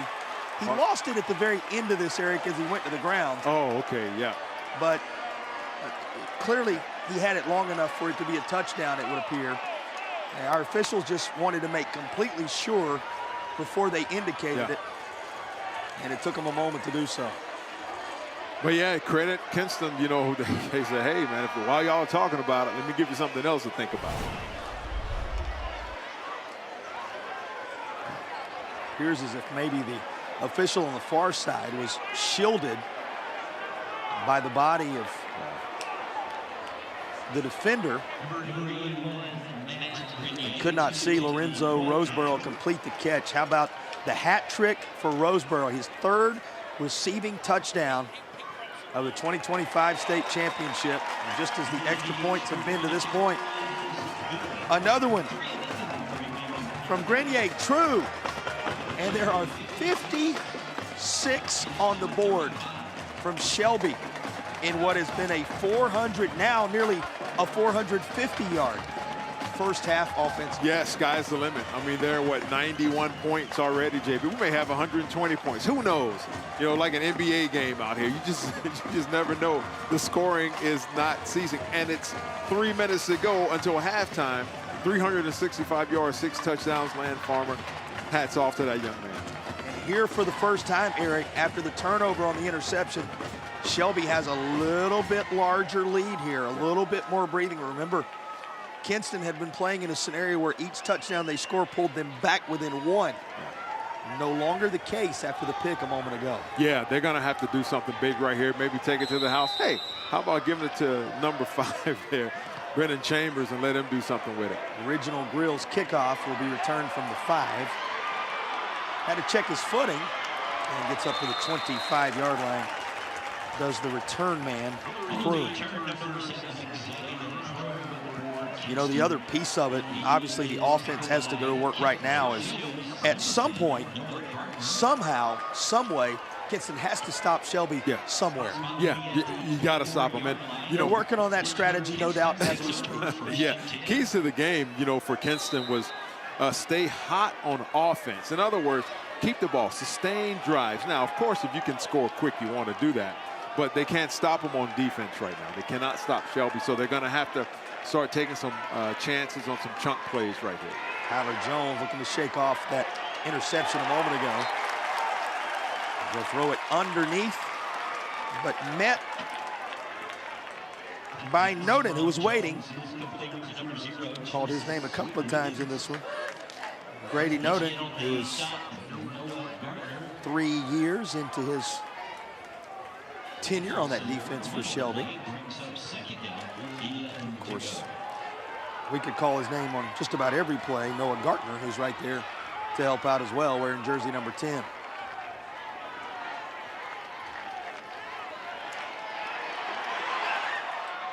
Running for his life, and that is caught, but he was already down at the 21. So here comes third down from behind the sticks. Yeah, and what Shelby's doing on that last play there, they had 2 on number 2, right? On Copper, they said, yeah, he's not going to beat us deep. And so they had 1 man in his face and then 1 man over top, right? So they're going to make sure they try and keep him in check. He is a D1 talent going to NC State, and so they wanted to make sure that they don't give him an opportunity to get loose. You know, if your numbers in the first half are 23 plays run for 260 yards, you like your chances feeling to be pretty out good front, about yourself. Be out front. Instead, they find themselves down a few scores here. Yeah.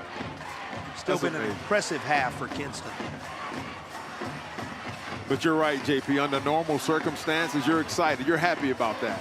But not when the other team has 400 yards of total offense. If you want to know a little more about how they've racked up all this yardage, stick around at the half. We will have the Foundation Solutions halftime report. We'll hear from Commissioner Q. Tucker.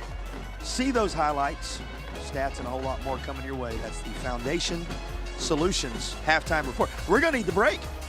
Fans are going to need the break, right, just to catch their breath momentarily in what has been a high-powered 3A state title game. 2 minutes between here and there. That's amazing. Yeah, if you're just tuning in, this is not the final 2 minutes of the fourth quarter. The final 2 minutes of the first half. The first half, JP. That score is 35. 6:35 on the board. They reset the game clock to 2:08. And Jones facing third down. He needs the 34-yard line to move the chains. And he'll throw this toward the near side hash. Was trying to get it to Copper, but it's incomplete, fourth down. Yeah, I mean, what do you do, JP? It's 2 minutes to go, and do you punt and give the ball back to Shelby? I mean, or you go for it? Do you sling the ball down the field, hope they intercept it and trip? I don't know. It's of course they're going to go for it right here, but you don't have a whole lot of 4th and 13 plays in the bag. And here is Pooch. Oh, wow. Take a hop at the 45. And it hit him. Did it hit the Shelby player? It had to, yeah. What a takeaway this would be for Kinston. They're talking about it. Oh, yep. Shelby They'll ball. say Shelby football. Boy, it just seems right now the Vikings have a hard time catching that one break that could flip it a bit. Yeah. I mean, you talk about momentum, and I mean, it seemed that the ball hit him. I think the ref is saying, well, he was pushed into the ball. I don't know if that really matters if you're pushed into the ball or not. But as we look at the replay there, oh, yeah, it hit him. It definitely did hit him. So, yeah, twice, 3 times, 4, I don't know, 5. It's right around his leg. As it bounced up right there, you see it hit his right arm, and that should be Kinston football right there. And then the right knee as well. Yep. It will be Shelby's at the 46. Again, no review in high school football, so it stands as called with what the officials see on the field. Timeout is being taken, second of the half, taken by Kinston. You know, for Kinston, they're going to have to find a way at the half to somehow slow Shelby. That we've documented, that we've talked about. That's been the challenge for 3A teams and even teams in other classifications all across 2025. Right now, in order to keep yourself within striking distance, this becomes a very important moment for your defense. This is a team that has overcome adversity all season long. They talked about the highs and lows and how they battled together, stayed the course, and found a way. They need to do that across the last 154 of the half. Yeah, and that's a tall order, you know, because Farmer has all day to, to stand back there and sling the ball all over the yard. And the receivers, I mean, you can only cover for so long, no matter if you're in man or zone. But you want to try and get some extra pressure on them that's going to force you to go man-to-man. But when you do that, it puts your DBs in a precarious position.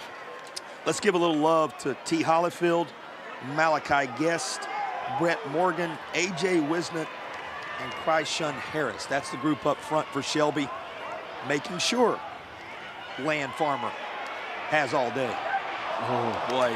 A rare underthrow there for Farmer, or we would have been looking at a whole lot more for Shelby. Yeah, and it looked like it was a busted assignment, not sure. But that was he was running wide open. How does number 0 run wide open down the middle of the field? Or down that left hash? I mean, there was nobody within 15 yards of him. If you're just finding us, Land Farmer, the most prolific passer in Cleveland County, North Carolina history, and that's saying something. Remember, Shelby and Crest both playing for the state today from that county, and you know of their storied histories. Has hit 4 different receivers for touchdowns in this game, including Roseboro, who has been the catalyst in the playoffs for a trio of them. That's how Shelby has built this 56-35 lead. 10-yard This will back the Golden Lions up just a bit, but yeah, they need a splash play right here. Yeah, it's just zone to the left, a little stretch zone there.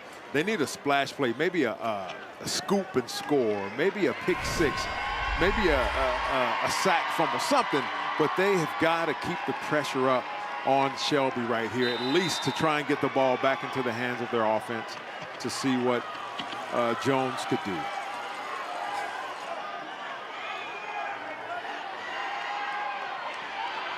A little bit of pressure.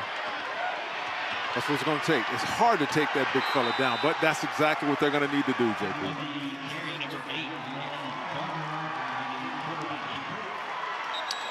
Takes it down to 80 seconds in the half. Timeout taken. Yep, we see him here. He's got a little bit of time, but he can scramble, both hands on the ball, securing that football. Great pursuit. Watch as the White Hats get there. Great pursuit by that Kinston defense. They're going to have to continue to do that, not just at the end of the half here, but they're going to have to continue into that second half and third. But here's the start of what they needed. That's right. This is the beginning. Take us inside the huddle on both sides. Yeah, so Shelby's thinking like, all right, fellas, we just got to take care of the football. There's not a whole lot of 3rd and 20 plays that you have in your arsenal, right? But you just want to take some time, right? Maybe throw a little crossing route or something. Just get some positive yardage here. And if I'm Coach Gieselman over there, I'm saying, all right, first man is going to wrap him up. Next man, attack the football. Try and rip it out of there to scoop and score, something like that. drive hard on the football. If you're big guys up front, going to have to get some pressure. Stay in your lanes and kind of constrict on Farmer to see if you could maybe get a sack. But you can't go down another score going into the half because it's going to be blood in the water for Shelby.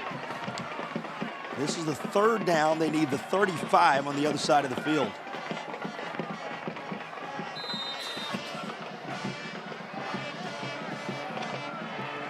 Yeah, Shelby, that tight trips to the left there. You know, once again, just going to try and get some positive yards here to get out of this first half. Plenty of time. Yeah, throwing across. That's a big-time throw. Oh, I thought he had that. That was a big-time throw there, JP. Across the field from one hash to those other numbers. Farmer has a strong arm, and it shows, you know, by the numbers that he's thrown up. Once again, he's got all the time in the world. Rolling right, throwing back left, and almost had that. That should have been caught. He thought he had it, but it would have been a great conversion. So here's that Kinston stop, and it's something to build on at the end of the half. That's exactly right. Got a minute left, and you're right, JP. Maybe a splash play here. How about this? Take one to the house, right? Get the onside kick, and you just never know what may happen. On the field with the Shelby punt. Yep, that was a good punt.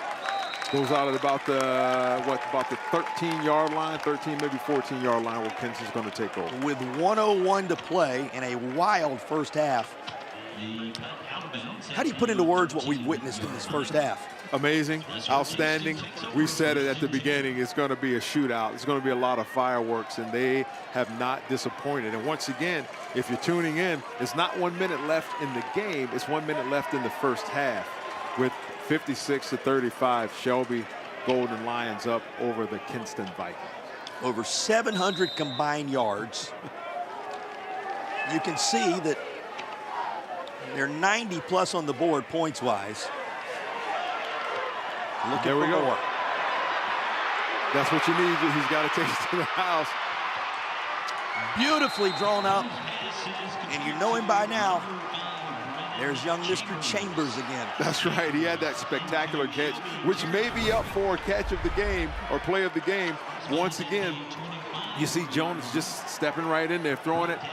Great throw and catch, but also great pursuit by number 12 there, Jaden Williams, bringing down and presenting that touchdown. Well, not only the stop they needed, a chance to take a bite out of the lead with 43 seconds to play. Got to get it in. Get out of bounds if you can. Stop some of the clock.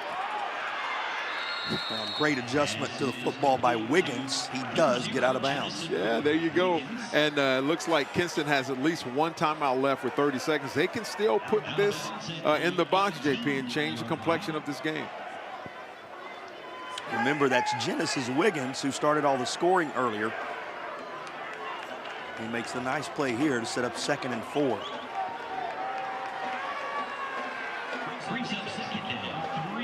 It's his third catch for 21 yards. And, of course, the aforementioned touchdown. He's looking for Copper on the slant, but Shelby gets home with the sack. That's Tyson Williams getting in there to provide the stop. Yep, 3 sacks on the year. That's number 4 for him. He's got 19 tackles for loss. Once again, they're just constricting. Great bull rush by number 10 there, Gardner on that right side. And Tyler Jones is staying down. He has not yet worked his way to his feet. You hate seeing that, JP. Regardless of the position, regardless of who it is, man, you hate seeing these young men. They've worked so hard in the offseason with working out. They've stayed in, you know, they're student athletes. And you just hate seeing that. We hope that young man is okay.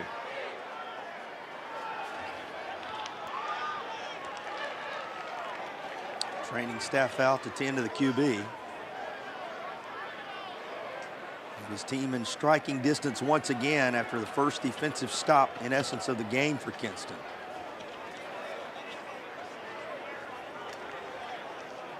Yeah, you hope he's okay. He's on the ground. Good thing he's moving. He's up on his feet. That's always a good sign. Hopefully he just got the wind knocked out of him or something like that, but look like he's favoring that arm, that left shoulder. You talked about him, a guy over 4,000 yards. When you talk about his impact this year, have to have him back there. But you see he does get kind of. Maybe got pinched between two players or something. He's up and walking. That's a good sign. Well, everything brought to a halt with 25 seconds to play. What's available to Kinston here on 3rd down? Wow. Depends on who they're bringing in at quarterback. They may have to run that wildcat. It looks like Kroom is the backup. And, it may just be a handoff here. Not sure if he's thrown any passes this year. I think he has 1 attempt, but we're going to see it. Comes near side. Well, why not? With the type of first half it's been, why not? They bring in Michael Eaton, a freshman QB, and he tosses it up to the corner. The prayer answered. Why not, JP? I mean, why not? Look at this throw and catch. Throws it in 1 pass, 1 catch. I believe it's for the state record. Look at that. He just backs into the end zone. Congratulations, Mr. Copper. That was awesome. Remember, he needed 2 to equalize. That is the hat trick for Copper. Doesn't matter who's at QB. Number 2 is pretty special. That's awesome. Congratulations, young man. He has the record for those touchdowns. JP, who would have thought? Who would have thought? Here we are. He came in needing 91 yards to grab that record. By the way, he's sitting at 171. He's going to double that today, it would seem. And then some. And he came in needing a couple of touchdowns to equalize. That's his 3rd, to stand alone with the state record in receiving TDs. We had a doink. JP, it doinked off the right upright. Off the mark with 11 seconds to play. Well, records, an amazing piece of the story today. A young freshman QB comes in, tosses a touchdown. An amazing piece of the story today. But big picture, E, they had to have a stop, and they got it. They needed an answer with a score, and they did. And they got it. And they're only down 2 scores at 56-41. It's amazing. And once again, it's 11 seconds to go in the first half, people. Not the game, just the first half. We're almost at 100 points. Now, I know we're 2 hours into the football game, practically, at this point. But there's a whole half of action to go. Shelby's already scored 90 points this year so far. Maybe it'll be a 90-80. Who knows, JP? Had a 90-0 win on the 5th of September against Highland Tech. Scored 62 against Cherryville, 67 against Bessemer City, 70 against McMichael, and 65 against East Rutherford. The explosive nature of the Shelby offense, well documented. I'm still amazed at that kickoff style. And here we go. Can we get another one before half? Here goes Kendrick Raper. He brings it back near side into Kinston territory. And now you run the risk that all the good work Kinston did a moment ago is hanging in the balance if he would have been able to bring that back. But he's out, and the clock expired here. We think. Let's see if they adjust that in any way. Yeah, I think he said put a couple of seconds on the game clock, which means, hey, there's time for another score. No. 1 second on the game clock. If you're wondering about it, we've already seen a pair of one-play drives in this contest. Yeah, nothing would be surprising anymore in this game, JP, from an offensive perspective. You certainly know Land Farmer can get the job done with just 1 crack at the end zone. They put a single second on the game clock. And the team's going to talk over this last play of the half. Well, why wouldn't this half last just a little longer? Exactly. You know, if I'm Coach Gieselman, I'm like, hey, I'm putting my best 4 on the heels on the goal line so that nobody gets in this goal line. I'm rushing everybody else, JP. I don't know. What do? You know, it's 1 second to go. There's 56 points they've already scored. You know, who knows what will happen here? Game plan's one thing and reality's another. You can probably tell, those of you listening at home, the game plan up here was save the voice a little bit today. Right. Not happening in a 2-hour first half with 97 points currently on the board. Just remarkable And it's why we love the opportunity to be in these state championship environments year in and year out, because you come and you never know what you're going to experience. It's been a record-setting day. It's already been a historic day. We know it's going to be a championship day. And the narratives unfolding in this first half, they've been something special to see. Here we go, 1 second, JP. 1 tick on the clock. And it goes to number 1. And here's Collins. All right. He is out of bounds. And is that the end of the first half? We think there's no dirty laundry on the field. Teams are going toward the locker room. It seems like it is, JP. Everybody looking around to make sure. They rise to their feet on both sides, applauding the effort of these offenses.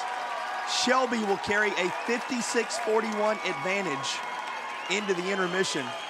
Kinston battling to stay right there with him. Your impressions of this first half before we hear from Coach? Oh, my goodness. That's my impression. I mean, I knew it was going to be high flying, but wow. All right, we have the Shelby head coach standing by with Madison.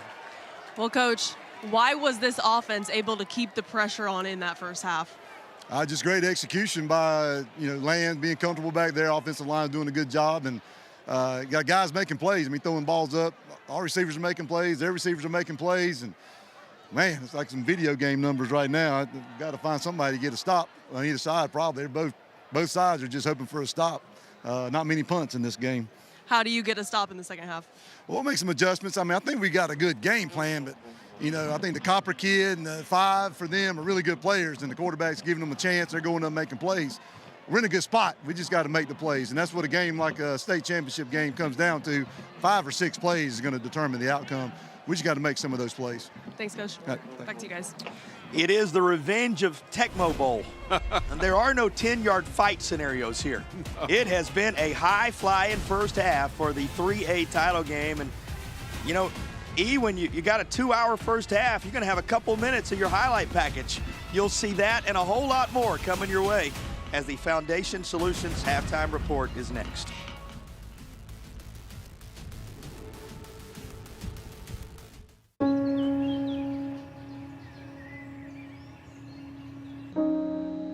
This high school gym used to be packed most nights.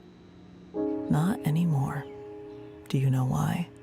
Because bad behavior by fans, especially adults, has caused a shortage of game officials across the country. You see, without officials, we can't have sports. Don't let this become reality. It's time for a change. Let's bench bad behavior for good.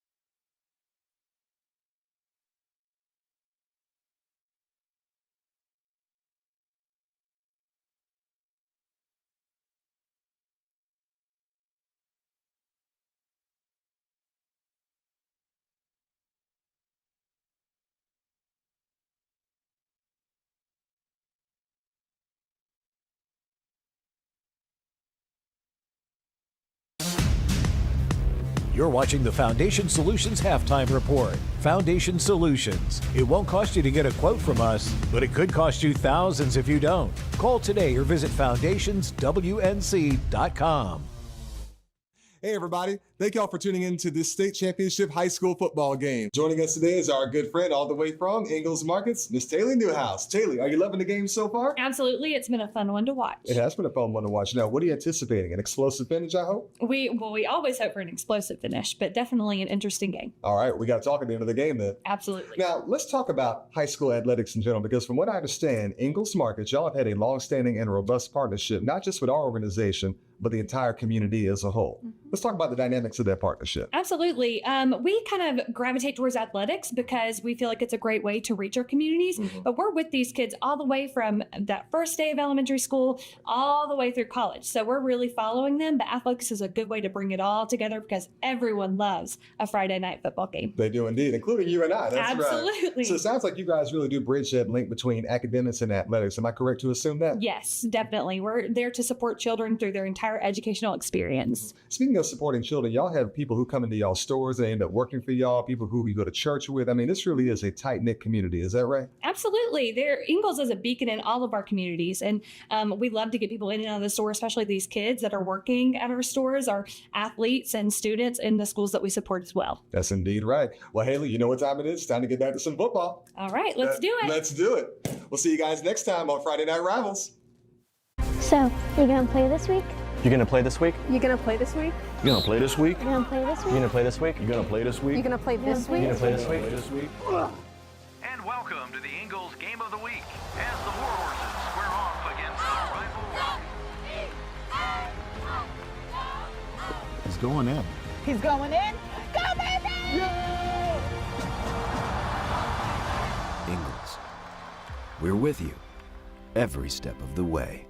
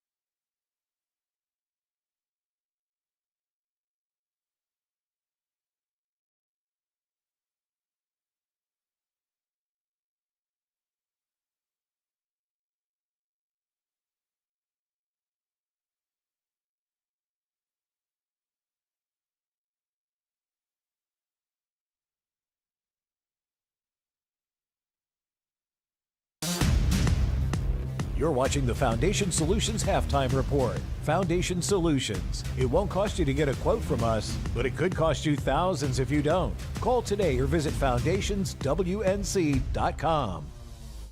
Commissioner Tucker, thank you for your time. Another exciting week with the state championships here. It is almost unbelievable that here we are getting ready to crown champions in football when it just seems like we just started the season. This year began the 8 classification system. Why the change? How has it been working? And do you foresee any adjustments for next year? Well, this is the last of a fall championships where we will crown 8 champions based on the new 8 classification system that our board approved. So far, so good. And for this weekend coming, we have 3 outstanding venues. There are plenty of familiar names in this year's championship. What do you think makes these programs successful year in and year out? Well, I think first and foremost, those coaches recognize that what we do is called education-based athletics. And it's about providing teachable moments. It's about teaching young people the core values of sportsmanship, integrity, and honesty. And I believe that those coaches understand how to navigate that kind of balance. What do you think has been the biggest challenge for the association this year? Well, I think always a big challenge for us is trying to help everybody understand the role of sportsmanship in what we do. It's been an ongoing theme of trying to keep that front and center of what we do. And of course, as I mentioned, we do have the 8 classifications in this alignment period. And so just trying to secure those venues has been a challenge. And can you discuss those new venues and kind of some of the highlights of the new opportunities for these athletes to play in? Well, of course, the mainstay is UNC and Kenan Stadium. They've been a site for us for many, many years. The association grew out of the University of North Carolina, and that's one of the reasons that our office is based in Chapel Hill, and one of the reasons that we continue to hold our football championships here. So they're still on the docket. And then, of course, NC State had some conflicts that we could not work around. So we reached out to some other venues, and Lenore Ryan University said, hey, let's talk. And so their Moretz Stadium has been made available to us. We're excited about being in that part of the state. And Durham County Stadium also stepped to the plate and said, let's talk, let's see what we can do. And so we look forward to that. And education-based athletics is a policy that's very important to you. How do we keep the balance in today's ever-changing sports climate? It is about learning how to be a young person, how to grow into that young adult. And if we've done our job, we have those young people poised and ready to be able to go on and make a difference. Commissioner Tucker, thank you for your time as always, and enjoy championship weekend. Thank you so much. The North Carolina High School Athletic Association welcomes you to tonight's game. We are excited to celebrate the hashtag NCHSAA Game Locked In, which honors everything that makes high school sports special. Let's continue to create a positive, welcoming environment for everyone. Cheer loudly, support your team, show respect to officials, opponents, and each other. Let's make tonight's game one to remember, full of pride, positivity, and what it means to be truly locked in.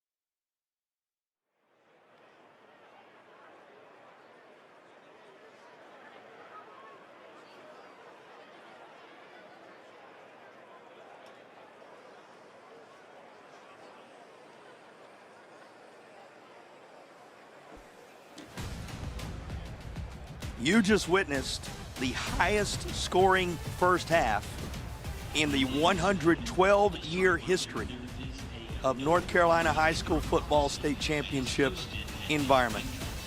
56-41 Shelby at the intermission, and I'll underscore it, never in over a century of football in this state championship environment have there been more points scored in what was a nearly 2-hour first half. With that, we welcome you back to Durham alongside my broadcast partner, Eric Gash, Jason Patterson here with you. So it lends itself to a highlight package, Eric, that's going to be a little longer than usual, but you're going to see the playmakers you expected to see coming in here because, boy, have the stars shined in this 3A title game. Yeah, JP, you know, starting out here, we see the young man Wiggins. I mean, you know, look at the balance. Look at the yards after contact. He will not be denied. This was the genesis of it all. Genesis Wiggins with the touchdown to get it started, but it was only the beginning. Yeah, and it's almost like Shelby says, oh, okay, anything you can do, we can do just as good with Roseboro. They're one of his 3 touchdowns. Yeah, he had a trio of tosses from Land Farmer, who hit 4 different wide receivers for TDs along the way. Yeah, I mean, and it's just like it's almost like a 7-on-7, JP. We're seeing, pass after pass. We see that power run there from Farmer, would not be denied. And you have Jones on the other side doing the same thing to the NC State commit right there. We have Copper with his touchdown. He made it a record-breaking first half. He eclipsed the yards mark with ease, and he also set a new touchdown mark for a single season. But this was one of those key moments for Roseboro. Yeah, just walked in the end zone, high-pointed the football, and away he went. And here's Copper again. This young fella, look, he's looking around to see who's with me. Oh, I need to kick it into an extra gear to get in. Touchdown. Record breakers, highlight performers, everybody a contributor. Here's Jonas Woods with There's a freshman. There's a freshman Woods just picking his hole and saying, hey, calm down, we got this. Now, late in the half, this catch caught your attention. Yeah, Chambers almost, it's like he went up another level. Everybody was at, 6 feet, he went up to 6'5".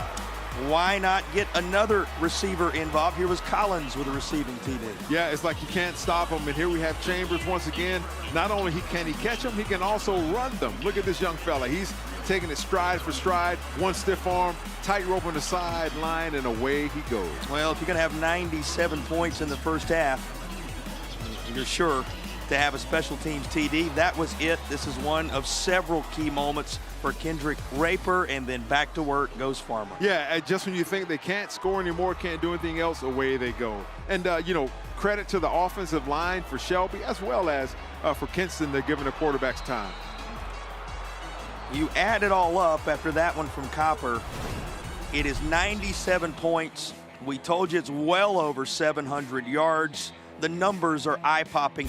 You would expect to see this at the end of a football game, but we're about to kick off the third quarter. Yeah, 455 yards in the first half. Total yards for Shelby. And 345, I'm going to tell you something.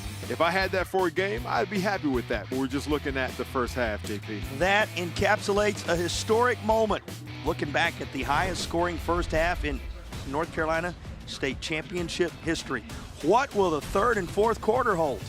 You'll find out when our broadcast presented by Affordable Dentures and Implants continues from Durham in a moment.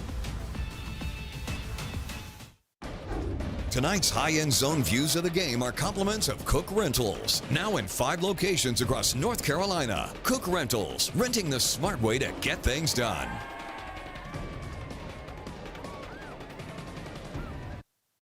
Storms can come up fast, and your roof is your home's first line of defense. Tip Top Roofing is fully licensed, insured, and trusted by homeowners, HOAs, and real estate professionals. From the smallest repairs to the largest residential replacements, we handle it all, including gutters and siding. As a CertainTeed Select Shingle Master, we offer up to 25 years of workmanship coverage and a lifetime materials warranty. Ask about our senior and veteran discounts and schedule your free inspection today at tiptoproofing.net. Tonight's high-end zone views of the game are compliments of First Source Equipment Rentals and Sales in Mebane and Burlington. First Source Rentals, reliable, safe equipment rentals in Alamance County.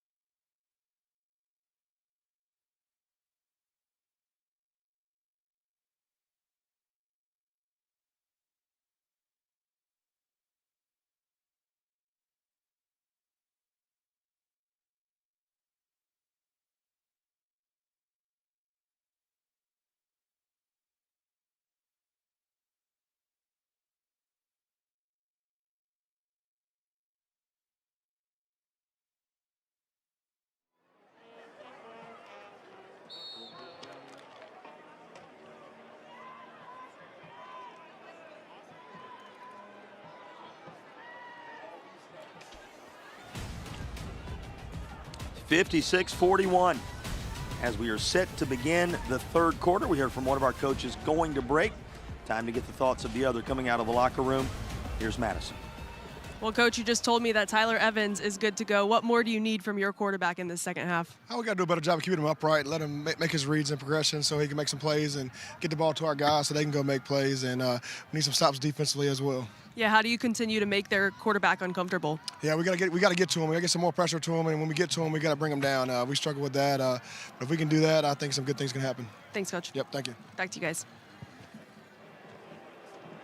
Big thank you to Coach Ryan Gieselman. Also, prior to the halftime show, going into the break, Mike Wilbanks stopping and visiting with us as well.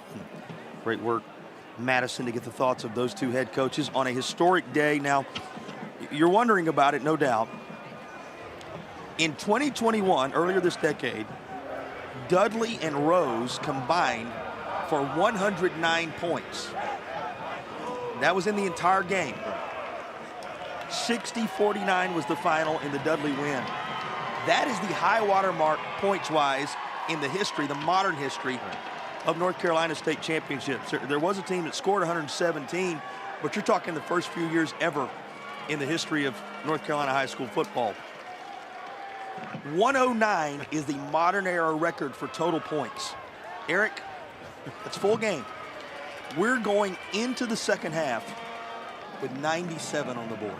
JP, I don't know if any of these teams can score again this half. Of course, I'm joking. Yeah, I mean, what do? You know, if I'm Coach Wilbanks, I'm like, hey, fellas, y'all need anything to drink, massage your hamstrings or something, just to get them. Kinston hadn't stopped them yet, right? And, you know, likewise with Coach Gieselman, it's like you have to get number 8 on the ground. You have to get to him. You have to disrupt him. You have to make him uncomfortable on his spot. But right now, this young man is balling.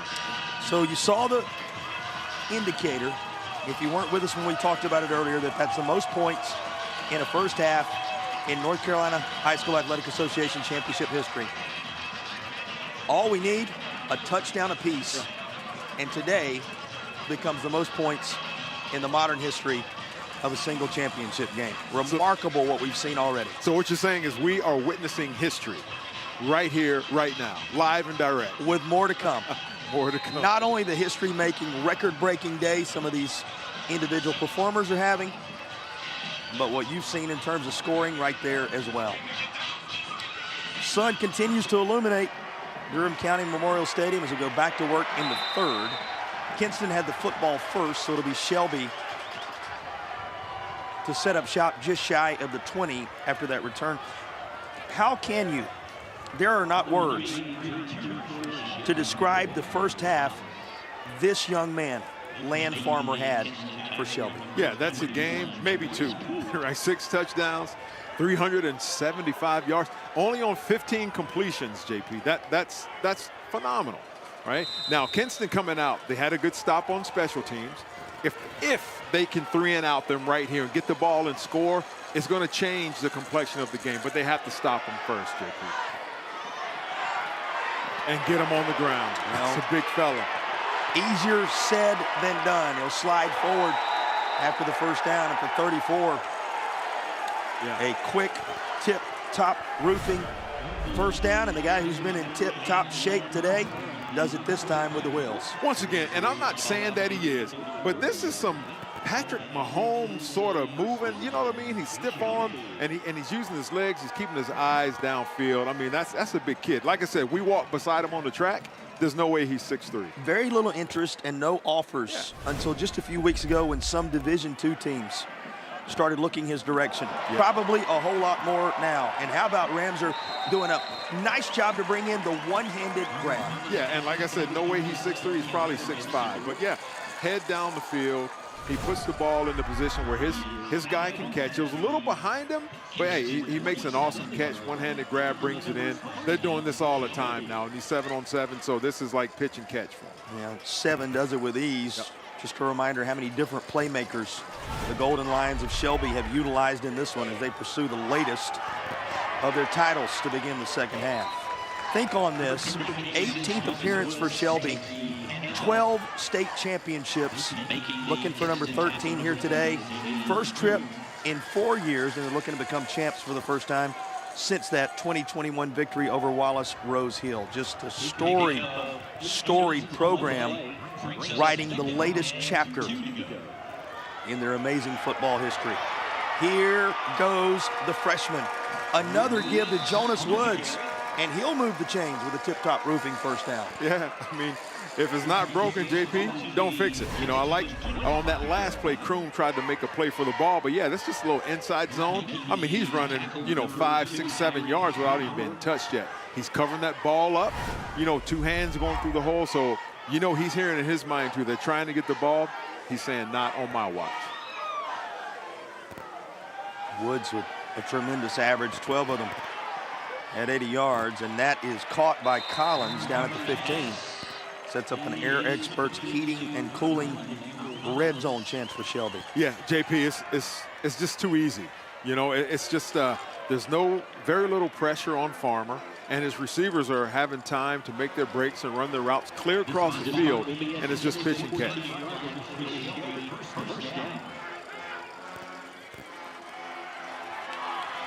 Woods bending and twisting down to the 1-yard line. That is another tip-top roofing. First down, tip-top roofing. Sponsors of our first downs here in this third quarter. We got to keep an eye on Woods here as he was a little slow to get up and now is going to go back to the turf.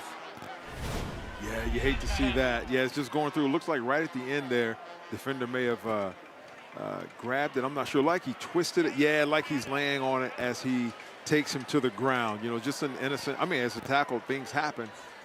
You hate to see anybody getting hurt, though. Hopefully that young man is okay. Well, he just rushed for the latest of the tip-top roofing first downs. Tip-top roofing, faith, family, football, and roofing, and he sets them up inside the Air Experts heating and cooling red zone. That's where Shelby will be when we return to Durham. Hopefully we'll have a good report on the young freshman back on the other side of the break. The need for officials has never been greater.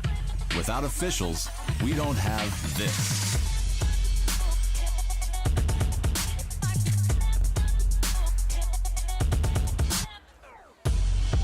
Not far from coat time.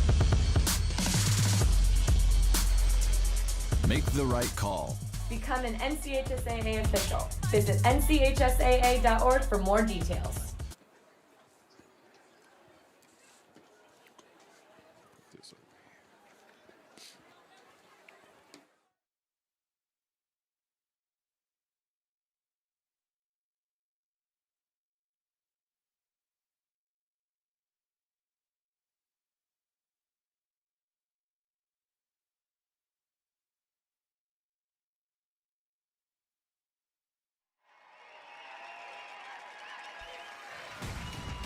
And the history they have witnessed today at Durham County Memorial Stadium. They like what they just witnessed, which was Jonas Woods, the freshman back, up under his own power and coming off after rushing the Golden Lions down within striking distance once more. His most recent carry set up a 1st and goal. The ball is on the 1-yard line. Yeah, looks like the power set with the quarterback. Yep. Another of the many weapons in the arsenal of Land Farmer and the Golden Lions. And another Tatum and Atkinson Shelby touchdown. Yeah, there you have it. That's the same set we saw in the first half, JP. Just in that power set, look, power wing set, just a straight quarterback ISO dive. Once again, this young man is probably 6'5", 230, 240, and you're not going to hold him back, not from getting a couple of yards. So many different ways that 8 can come at you. 9:39 to play. Shelby has made use of its opening drive in the third quarter. Golden Lions have posted 63. If you weren't with us in the first half, you may wonder about their high water mark. They've eclipsed 60 on several occasions this year and scored 90 back on September 5th against Highland Tech. 70 against McMichael. Those are the 2 high water marks. That was in a 90-0 victory and a 70-14 win this type of score, nothing new for Shelby. Yeah, and it's hard to stop them, JP. I mean, it's not like they're trying to run the score. That's just what they do, right? The pitching and catching. I mean, the zone reads. Whatever the defense is giving them, they are taking it and taking their Lions' share of it. Well, they had a win against Burns in which a last-second blocked field goal provided the win. Talked about that as being a galvanizing moment for this team. Once the pipeline was galvanized, water flowing with ease. That's exactly, and that's what we're seeing. Scoring with ease. It's almost like, yeah, all right, well, we'll score this time. Just picking their poison as to how they're going to do it. It's been 4 years since they were here, and this great senior group leading the way for the Golden Lions. Original Thrills kickoff. And we're getting news, Madison passing along that positive signs for Jonas Woods. It sounds like he will be able to return. You also see before your very eyes Tyler Jones, who was shaken up in the first half, coming back for the Vikings. So good news all around in terms of these playmakers being able to continue. Yeah, it's good to see that senior leadership. He's not going to be denied. And once again, this is a great stat. That's a great stat line for a full game. Almost 300 yards passing, 4 touchdowns, but it still has them a couple of scores down right now. So they're going to have to put something together, see if they can put some more points on the board. Yeah, you take the scoreboard away and you give those who follow this sport the stat line. That's a winning stat line. But today, as you said, they're going to be chasing here in the third quarter. Go into the hands of Pat Brown once again. Of course, Brown, McNeil, Chambers, who you've seen, Copper, who has set records today. All the different weapons that Jones will try and get jump-started here in the second half. Yeah, see what they're doing here. They're putting Copper down here. He looks like he's in a one-on-one down at the bottom. Look for him to go to this young man. That doesn't mention Genesis Wiggins, who's a threat in the run game. Here is Copper on cue up near midfield at the 48-yard line. Move the chains. That's a tip-top roofing first down for Kinston. Vikings going to keep coming at you. Yeah, and see what they did is they put him as the outside receiver in trips, and so you can't put a man and a half on him or 2 men because they'd be outnumbered on the backside. So that was great adjustment by Kinston there to be able to get him the ball. Tyreek Copper, who today has set a new North Carolina single-season record for receiving yards and receiving touchdowns. Both those marks fallen in his hands today.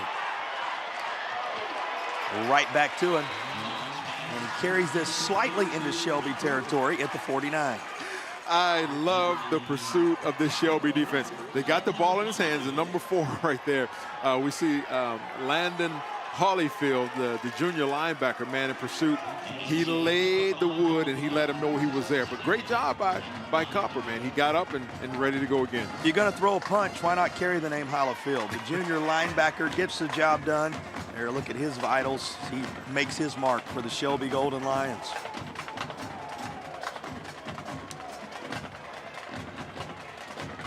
"45 seconds. 7 minutes, 45 seconds the time as we wind on down, just getting rolling here in the third. Yeah. A little bit of deception on the initial start of that worked out. Wiggins found some running room. All right, yeah, starting to put it together, putting the game plan together. And when they put Copper in trips and he's the outside receiver, that's when they're going to go to him. So look for him to come back to that formation again. And this time he was a single receiver into the boundary, so they can put a man and a half on him, right? So it's more than likely they're not going to go to him, but when they put him in that trip set, it opens up Copper on that outside. Saw Holyfield just a moment ago, who's had a great season at linebacker for Shelby. For a little more on his backstory, let's check in with Madison. Well, he and his cousin both on this team, and they come from a long line of Shelby athletes with the last name Holyfield, cousins, relatives, all of which have gone on to play some sport at the next level, whether it be football or basketball. And Coach Wilbanks told me, when you get a Holyfield, you know you're going to get an athlete that will outwork you, give you max effort, and they're going to be as tough as nails, guys. He has reminded everybody there in Cleveland County of that again today, and there's a guy who for 3 decades been seeing him come through the door, talking about how happy he is to be a part of this and have this cast of characters around him. Thanks, Madison. Near side, flag is down, and oh my, this is somehow caught and carried in hold everything. There is a flag, but that's as impressive a moment from Pat Brown as we've seen from anyone today. I was going to say, wait a minute, you don't want to throw back across like it's going to be holding on him. You don't want to throw the ball back across if you're running the opposite direction, throwing across the grain. I thought for sure that was a no, don't do it. Yeah, good job type throw. I mean, look at this. He's rolling. He's going to be rolling to his left. He's right-handed, so he's going to be throwing back across his body. He made an outstanding grab over 3 defenders, but to no avail. Pat Brown comes down with the reception. It is a holding penalty that will negate this score, though you saw the skills of Pat Brown on display. Going to carry Kinston all the way back to the 48-yard line. Clock's going to dip under 6 minutes in the third quarter with this snap. And Shelby not fooled here. And there was Hollifield again. You know, you heard that from Madison a moment ago, and you think about those family traditions at a place like Shelby where there's such tremendous football history. You grow up from the time you were born into the family. As a child, you dream of it. As you come of age, you're prepared for it. The torch is literally passed from father to son to grandson and on down the line. And you don't want to be the one to let that torch drop or go out. You want to be the one to carry it and continue it on, and he's doing that very thing. One of the great parts about these high school football communities all across the state. Another takeaway by the D. And Shelby will celebrate this latest interception. Kendrick Raper, who's done so much already today, with another primetime moment. Yeah, he already had 2 picks coming into the game, JP. And once again, showing that on both sides of the ball, this young man can get it done. You know, had some time, but he was under duress, under pressure there as he's being pursued by that pride of Lions. And there's Mr. Raper, hoping to take it to the house, but he drops, giving him great field position starting at the 40. Shelby offensively begins at the 40. Golden Lions already with 536 yards of offense. Yeah. You can add to it. That's to the 30. Right near the marker. In fact, you can move the chains. That's another tip-top roofing first down. Yeah. Harris, Wisnett, Morgan, Guest, Hollifield. That offensive line for Shelby is giving him so much time. He could almost, you know, pitch a tent, have a picnic, and just take his pick at the receivers that he wants to throw the ball to. T. Hollifield, Malachi Guest, Brett Morgan, A.J. Wisnett, Kryshawn Harris. An impressive group, as responsible for the now in real time, it just updated 536 yards of offense this group has reeled up today. Yeah, it's amazing. And then we see a good sign for Shelby fans. Young Jonas Woods with the carry, so the ankle is good. He's raring to go. Great that we've had both Tyler Jones for Kinston and Jonas Woods for Shelby back into the football game. Here's Woods again. And he'll carry it into the red zone. Latest Air Experts heating and cooling red zone chance. Schedule your tune-up today. Check them out at airexperts.com. Here's the carry that placed it back in the Air Experts heating and cooling red zone. Yeah, it looked like Jonas bounced it out there. It's supposed to be like a little inside trap play, but he bounced it out. Was able to get enough for the first down, keep the chains moving inside the red zone, looking to put another score on the board. Remember, this score, if Shelby secures it here, whenever it comes, the next one sets the record, and there it is. A touchdown toss for the ages in North Carolina from a state championship performance. Not only is it Corey, you know, we called his name early. Here he is, getting ready to celebrate with his teammates. Well, latest for Roseboro. Yeah. Roseboro, he fools me every time when I see him turn the back of that jersey. I'm thinking, did they get the junior wide out in there at some point. No, it's still Roseboro, and it's yet another touchdown for Roseboro. Think on his day, as he has just caught his 4th touchdown pass to run it to 69-41. And Eric, that's the difference maker from a record-breaking standpoint. More points have now been scored in this football game than any North Carolina State Championship contest in the modern era. And the guy who has more touchdowns than anyone else reels it in to set the new all-time mark.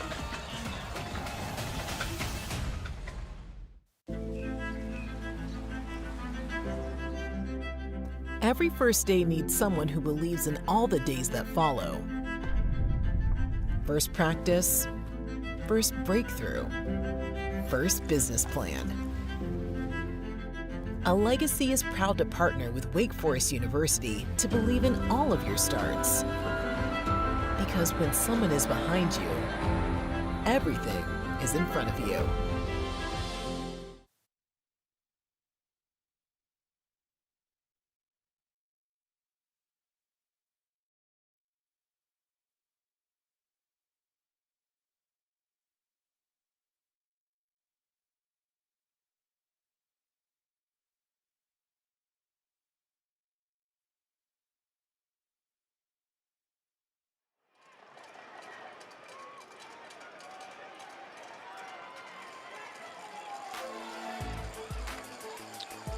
Well, we will have the Affordable Dentures and Implants Player of the Game selected for you before the conclusion of this one, and that's going to be a hard selection to come by. There are a number of worthy candidates. Now, the guy that's been distributing the football to them all across the course of the day certainly comes to mind, but so many different playmakers in this one.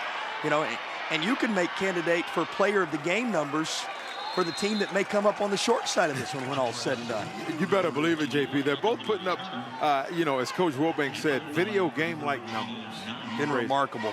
That was our original Grills kickoff, and here is the official reminder that you have just witnessed the highest scoring championship game in the modern era, and for Shelby as a single team putting together the most points since the early 1900s, but with 111 on the board now, 70 of them up there for Shelby.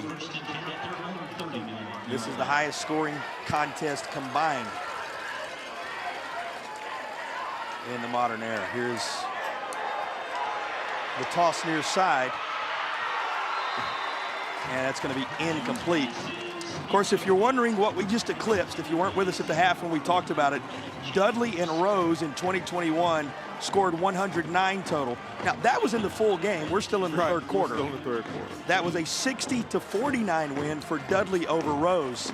This is a 70-41 lead for a Shelby team who, as you just saw, has scored the most points in ages for a single team. And it's nothing new for Shelby, Eric. No. They've scored 70 plus for now a third time this season. Yeah, and we're not done, and the ball is on the ground. Golden Lions making a bid to get it back again, but it stays with Kinston. Yeah, I was going to say, they don't need a short field, right? I think if they started at the 2-yard line, they're still going to be able to score in a couple. And not to take anything away from Kinston, I mean, it's what they do. But here's a good run by number 6 there for the Vikings. That's Sumter, and right at the end there, he let the ball go on the ground, but they recovered it. No harm, no foul. They're going to keep the drive going.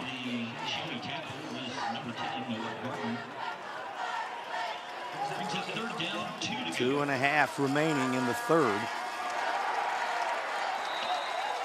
And it's going to be handled by that Shelby D. So here comes a 4th down play for Kinston now, and that's Hollifield again. Yeah. Try and tell somebody that this game's not important, or we're up 4 scores, kind of let it go. These kids are playing with all of their might on both sides of the ball, but Shelby's just showing that relentless pursuit on defense, and it's making the Vikings pay.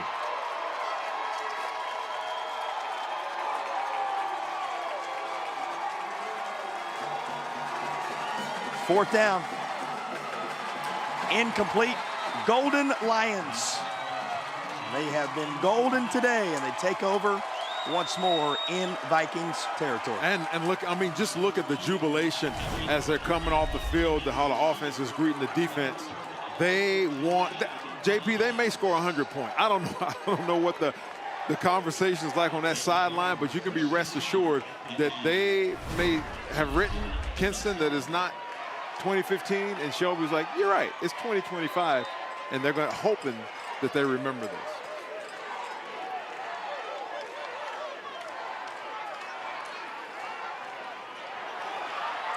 Here's Woods. Yeah. After he is hit, Eric, is impressive with the additional yards he's able to come away Yeah, with. that balance, those yards after contact. And he is a freshman. This young man is a freshman. So we're going to be looking at, possibly one of the leading rushers in Cleveland County right here. But this young man is not letting up either. 90 seconds to play in the third quarter. It's been a quiet third quarter, right? Just 14 points combined. When you consider that 22-14 was our score after one, and the second quarter split, 34 points for Shelby, 27 points for Kinston. So third quarter relatively quiet, though Shelby will make it a little less so. Another Tatum and Atkinson touchdown toss. Another from Kendrick Raper and Shelby.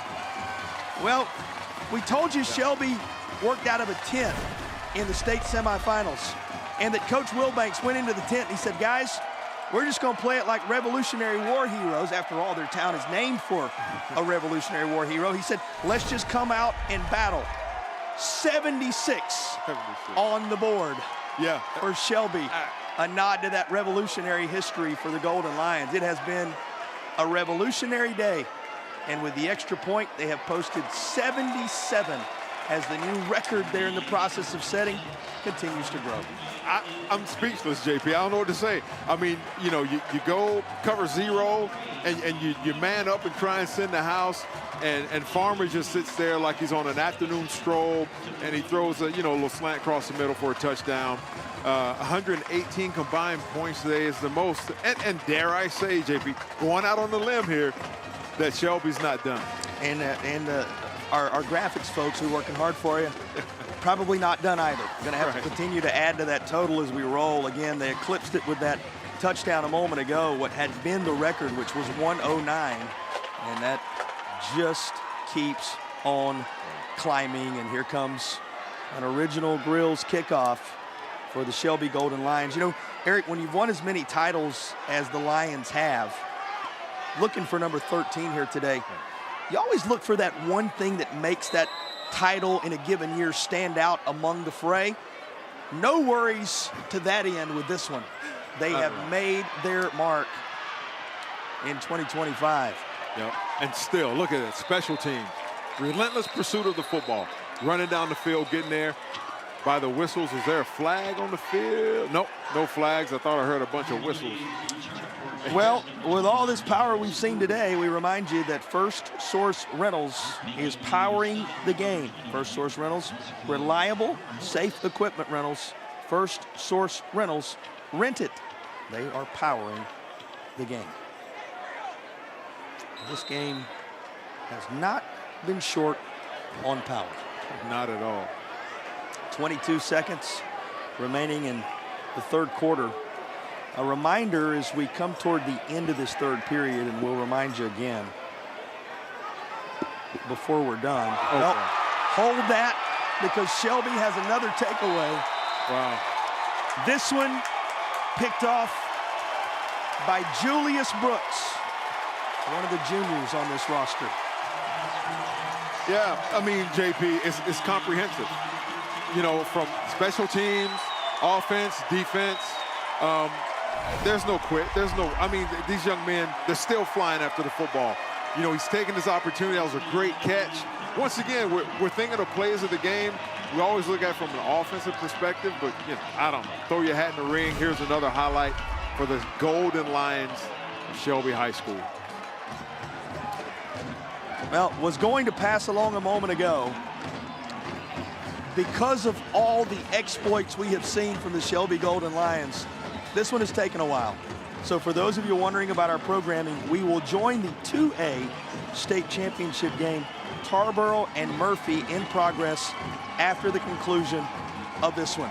A lot more to come because the fourth quarter is on the horizon on a history-making day in Durham for Shelby and Kinston.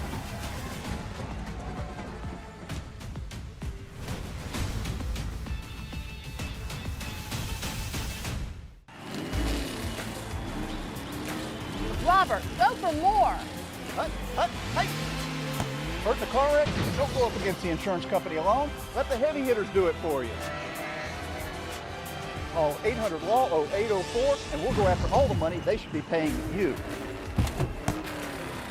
Stay out of the courtroom and get into the end zone. Call the heavy hitters. We're attorneys Tatum and Atkinson. Call the heavy hitters. They'll work to get you more. 1-800-LAW-0804. Have you been quoted for trench drain system to fix water intrusion? Before you compromise your foundation, talk to Foundation Solutions. We provide a more efficient, more cost-effective way to keep your basement dry.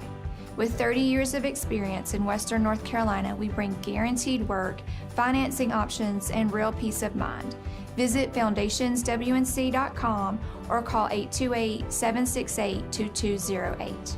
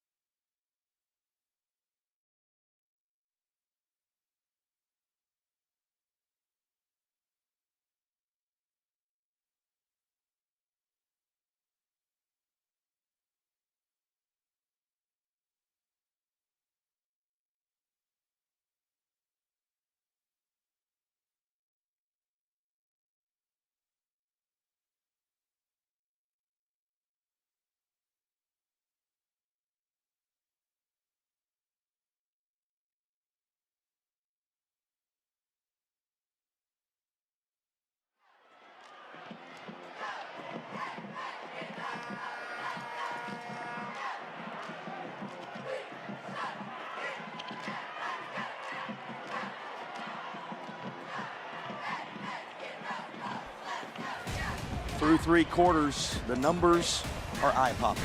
Yeah, all of them for Shelby. 459 yards passing, 613 total yards. That's amazing. We've never seen it before. I've never seen anything like that.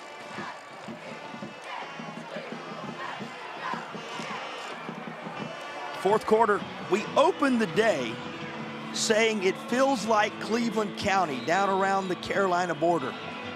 They must have heard their rivals from Crest are going to be in the building a little bit later because they have made a statement and set the bar very high through three quarters. No one more so than this young man at quarterback.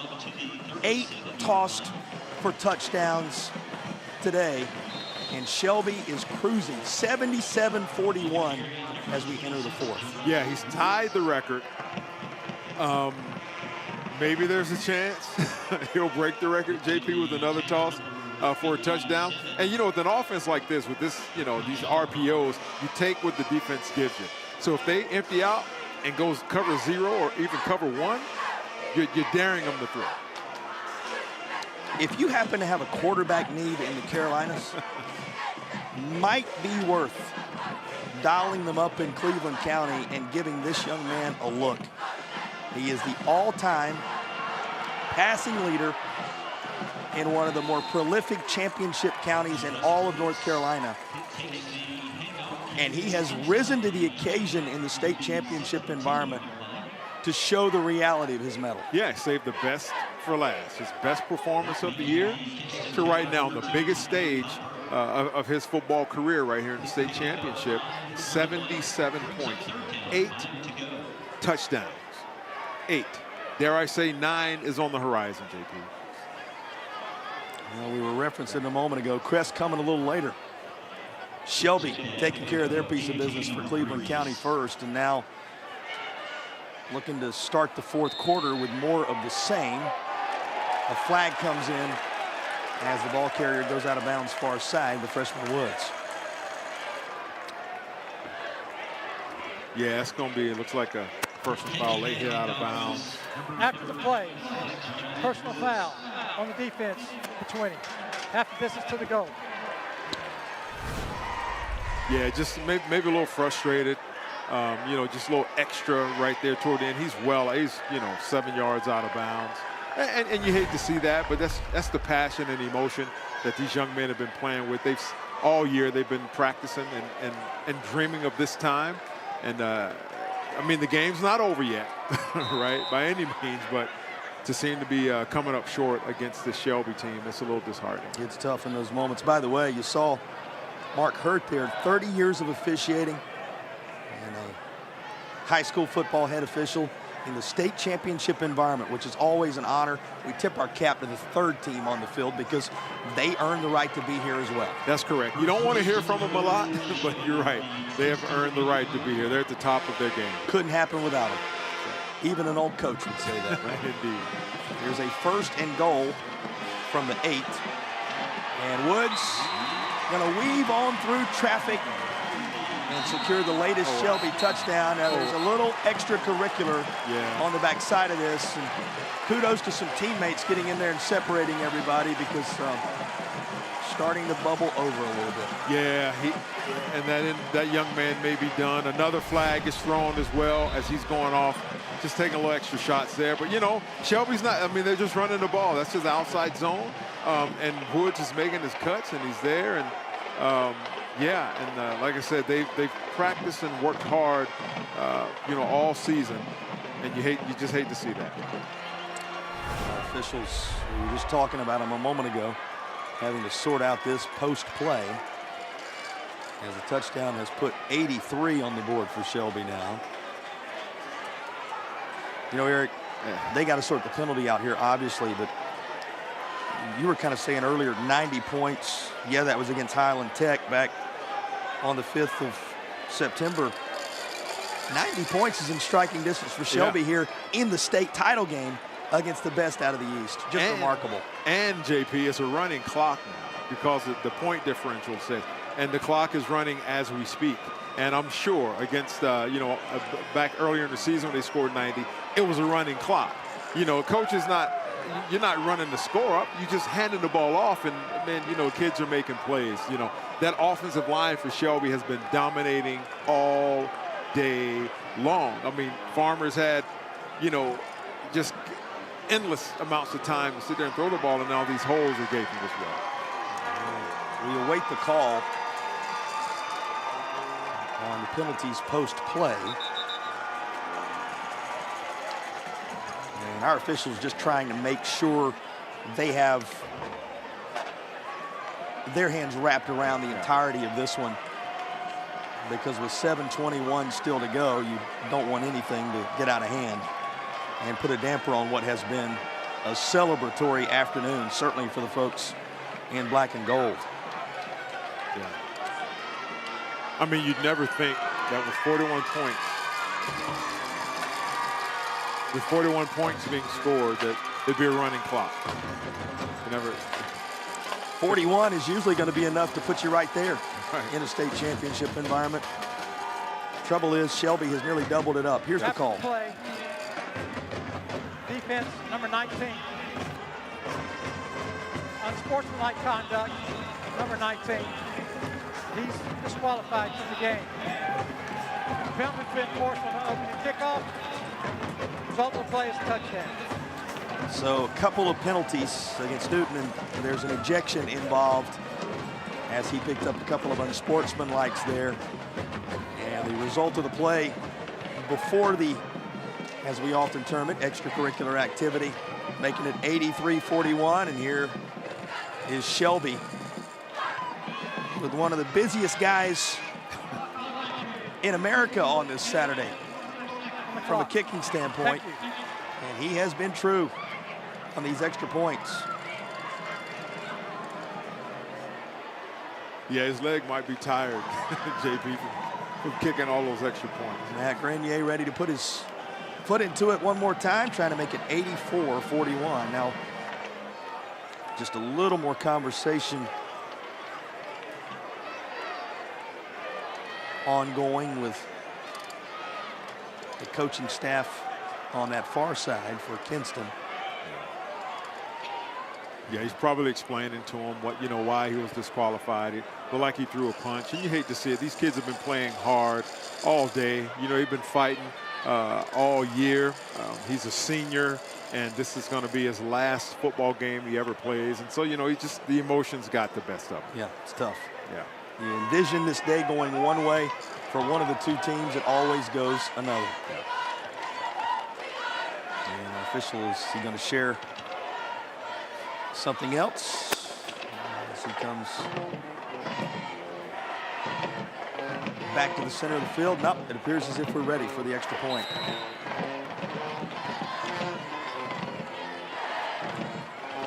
And once more, Grenier's extra point.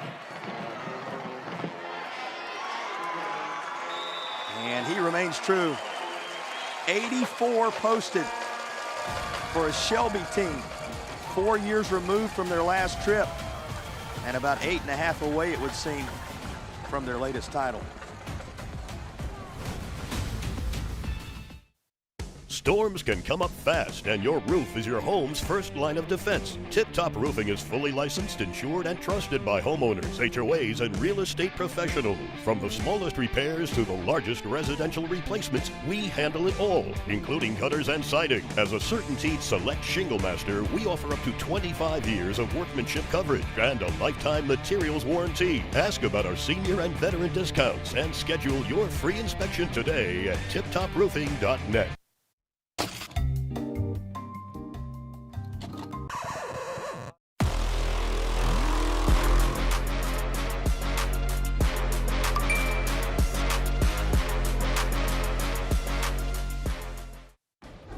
Tonight's high-end zone views of the game are compliments of Cook Rentals. Now in 5 locations across North Carolina. Cook Rentals, renting the smart way to get things done.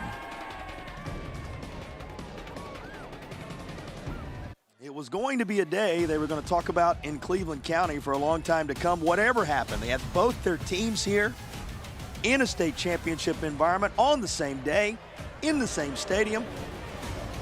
But they're talking about it for different reasons now. Shelby, a statement in 2025, has posted 84, and they lead Kinston by a sizable margin in the fourth quarter.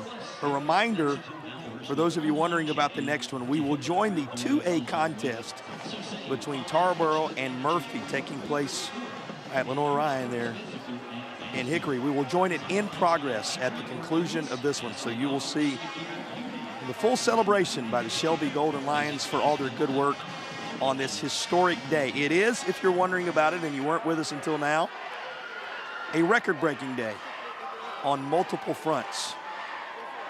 And certainly the one that stands out above all else, more points than any time in the history of North Carolina State Championship action, as 125 are on the board between these teams. After the penalties were walked off on the kick, a short one from the 30 goes easily into the end zone. Well, Shelby, mission accomplished, it would seem, though there's still 8:16 on the clock. Crest to come in a bit. For more on their connection, the fan bases, and what today means, let's check in with Madison. Well, those schools only 10 minutes from one another, guys, and they're rivals in the regular season, but come postseason, they're all about rooting for one another. There's charter buses that brought some Shelby fans over for this game, and only one of them is leaving immediately after the conclusion of this one, giving the Shelby fans the option to stay and root on Crest, and some Crest fans headed over early to watch this one. You got to stay and watch your rival, righty? There you go. When you have a rare opportunity to do so. Think about the rarity of rival schools making it to the state championship in the same year. Right. Think about with 8 classification, the opportunity existing for you to play in the same stadium. Right. All of it comes together for the folks from Cleveland County today. Yeah, you gotta love it. You almost want to ask, man, what is in the water in Cleveland County? What's going on down there? But they're playing some great football, and yeah, like you said, Crest will be next. As Mike Wilbanks told us, it's revolutionary. There you go. No doubt about it. Still battling Kinston. And It's going to be up near the 28-yard line as it goes back into Genesis Wiggins. It feels like ages ago now, but Genesis Wiggins had the first score of the day on either side. There was a time when Kinston led this thing on the strength of his rushing touchdown to get it all started. Yeah, it was a great run, great balance. He, spun, hand on the ground. I mean, it was textbook, yards after contact, and then it's like it opened the floodgates, JP. Often the final outcome overshadows, at least in the immediacy of it, what a tremendous year it takes to reach the state championship environment. But over time, that becomes more clear. And Eric, it's worth taking a moment and talking about just what a special year this has been for the Vikings of Kinston. Yeah, and you still see there's still fight left in them. And unfortunately, it looks like the defender landed on Wiggins right there. That's Wiggins who's down. Maybe just got the wind. Hopefully it's just the wind knocked out of him and he'll be fine because he's played a heck of a game. We'll break away, come back, document that Kinston season a bit. Hopefully have good news on Wiggins and have the balance of the fourth quarter as Shelby appears to be working on toward a latest title here in Durham.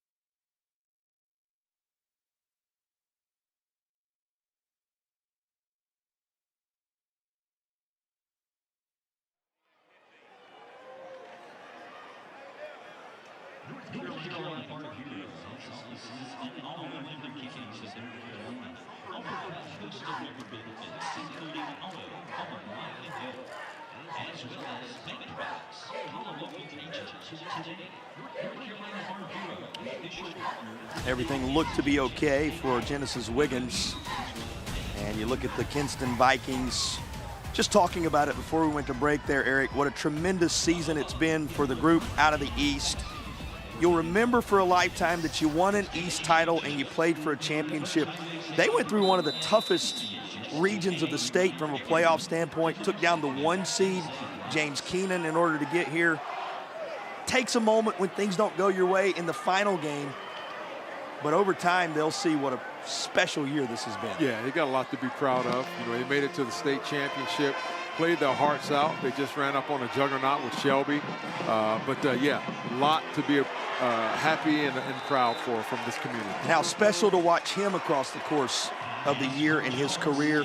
Tyreek Copper, who again today set new marks. He set the mark for single season receiving yards, single season receiving touchdowns in the state of North Carolina. Got a lot of work left to do in the state of North Carolina. He'll be doing some in Raleigh, as you can tell by the back of his helmet. But he has a historic day as well. Yeah, and he'll have the pride. He carries the pride of this community on his back as he goes to NC State next year. And we're going to be watching him play on Saturdays and expecting a lot of good things from him as well. That's another good catch from Chambers. It's going to move the chains with a Tatum and Atkinson first down. When you put in perspective what Kinston did in 2025, it certainly has been a season to remember for the guy who pulls double duty. Coach Gieselman, who is both the AD and the head football coach, and plenty of credit to he and his team. Place known for its basketball prowess, now with its football moment getting here. 10 years removed from their last meeting with Shelby, and back again here in 2025. Well, disruption from Boone Weiss, the senior linebacker on the Shelby roster. Get a number of those individuals in there now who can make their mark in a state championship game and talk about it for generations to come. Yeah, making those memories. Remember when, hey, we put 84 up on Kinston, hey, and we held them, dare I say held, to 41. But yeah, they're making memories of a lifetime right here. And, they'll talk about it. And I like to say the older I get, the better I was, so they'll continue to talk about it. Well, some of those defenders into the game now for Shelby, trying to rush to the football as it popped out at the end of that play. And It appears as if the Golden Lions do have it. Yeah. Well, celebrating moments after we called his name.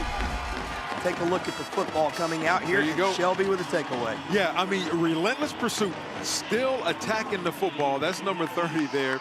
That's Boone Weiss again. Yeah, Boone Weiss again. Hey, try and tell him this is cleanup time. This young man is playing his heart, created a fumble, and once again, that will be a memory that's etched in his mind for the rest of his life. Well, and Coach Wilbanks talked so much about this senior class, how proud he was of this group, the seniors that had never made the trip here to the state title game. You know, 4 years, we talked about it earlier. It's a long layoff for Shelby. They're back 4 years after claiming the crown over Wallace Rose Hill in 2021. And this one's going to work out their direction as well. It is 283 miles between the two schools. It was a 184-mile journey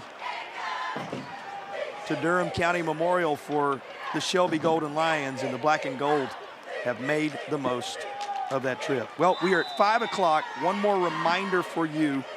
You will see the 2A title game between Tarboro and Murphy. That one will be coming your way across the Sinclair family of networks, all across the Carolinas. At the conclusion of this one, and we're getting closer to it, some curtain calls coming your way now. And as he departs, we'll go ahead and designate Land Farmer as our player of the game here in the 3A state title contest. Yeah, 459 yards, 8 touchdowns, 2 rushing. This young man was responsible for 10 scores, JP. Outstanding. Congratulations, Land Farmer. And once again, if somebody's looking for a quarterback, this young man has the arm and the legs to make your program better. He is the Affordable Dentures and Implants player of the game. And a reminder, you can use your 2025 dental benefits now. Get the smile you deserve. Visit affordabledentures.com for a practice near you. Well, they got him. The moment Coach Wilbanks had been waiting for, another title. Let's go ahead and take a look at our play of the game. There were so many to choose from, but Eric, it's going to be Roseboro who ends up going high and bringing down one of his several TD catches. Yeah, Roseboro, talking to the fella, you got Moss. That was one of those you got Moss plays. Excellent play, good job. This young man had a heck of a game, and he'll remember that for the very rest of his life. He caught 4 of them. He was our Legacy Federal Credit Union play of the game recipient. 4 touchdown catches, 4 different receivers with touchdown catches, which also speaks to Land Farmer's player of the game designation. He ends his career as the most prolific passer in the history of Cleveland County. And when you're talking about 13 state championships at Shelby, Crest coming up next, that's saying a lot. And with just a half-minute remaining, the final chapter he writes, this senior class writes, is going to mean another Shelby championship. Here is Tyler Tate, the senior running back, getting a chance to tote the football in the closing seconds of the state game. Yep, taking a handoff from freshman quarterback number 16, Cruz Scott, who has had an opportunity to see history made right here. You never know. Maybe another superstar in the making, JP. Little glimpse of the future there, but it is a return to the storied past and a moment in the present for the crew out of Cleveland County as Shelby, the Lions, are golden once again as the champions of 3A. Let's go ahead and go field side. Madison is standing by with a victorious and Gatorade-bathed head coach. Well, Coach, you're soaked with Gatorade. I saw you emotional over there on the sidelines. What does this one mean to you? I'm gonna tell you what, my senior class, the freshman year, we stood on the field and got whooped at Burns in the playoffs in the pouring rain, and they took it. They took it like champs. And they have stayed the course for 4 years, and they have been just stalwarts of our program and what we believe in and what we do. And I'm happy for all these guys, but those seniors, our quarterback, he takes a lot of heat. And he took some heat at the beginning of the year. We started off 0-2, and a lot of people were on him. That locker room and the coaches believed in him. He believed in himself. And I'm just so proud for them, not for me. I mean, heck, I'm just glad to be a part of it. I'm just so happy for those guys to get to enjoy this moment. And what legacy will Land Farmer leave at Shelby High School? It's going to be a big one. It's going to be a big one for somebody to overtake one day. He's the Cleveland County passing yards leader, Cleveland County touchdown leader. Now he's the state champion. He's probably going to be the MVP. I mean, I can't see who else you'd give it to. So, I mean, I don't know what else to do. If there's a college coach out there, they are not coming by to talk to Land, and I do not understand why. But somebody needs to get him because they're going to get a winner. Well, congratulations, Thank Coach. you. Go enjoy your team. Thank you. Thank you very much. Back to you guys. That MVP piece of business already taken care of, Coach. You heard him say it. He's just happy to be a part of it. Well, so are we. A historic day in Durham. We'll be back to wrap it and send you to Hickory on the other side of the break. The Shelby Lions Golden with a 3A crown.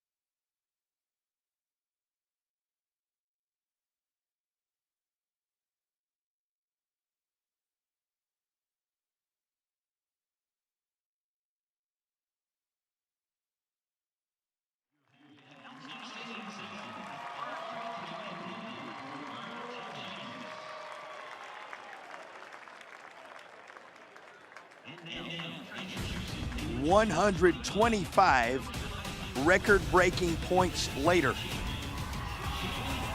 The title goes to Shelby, who posted 84 of them for a 13th championship in school history, and this their 19th trip, the first in 4 years for Coach Wilbanks and company and his quarterback. Impressive on this day as the MVP, Land Farmer, who has made Cleveland County history today, helped his team make North Carolina State football history. Your thoughts on what we witnessed with an impressive championship for the Golden Lions? Outstanding, comprehensive. I mean, they left no doubt. Congrats to all the record breakers in this game. Congrats to Shelby High School and that community there. You know, they like to fancy themselves as title town, and we saw exactly why today, JP. 644 yards of total offense, 459 of those through the air. The numbers could go on forever. They're eye-popping, but the big number, title number 13. A big thank you to all of our sponsors: Affordable Dentures and Implants, Foundation Solutions, Tip Top Roofing, Air Experts, Tatum & Atkinson, Original Grills, a Legacy Federal Credit Union, Ingalls Markets, and First Source Rentals, as well as a big thank you to the fans. You are the reason we do what we do. much appreciation to all the coaches, administrators, players who made this day possible. Once more, it is Shelby on a historic point scoring day, back on top in 3A. We now send you in progress to Hickory and Lenore-Ryan, where Tarboro and Murphy are duking it out in the 2A title game. Our final here, 84-41 with a historic 125 on the board. And Shelby with the latest title on the board. The Lions are once more golden. Ever since my boots first hit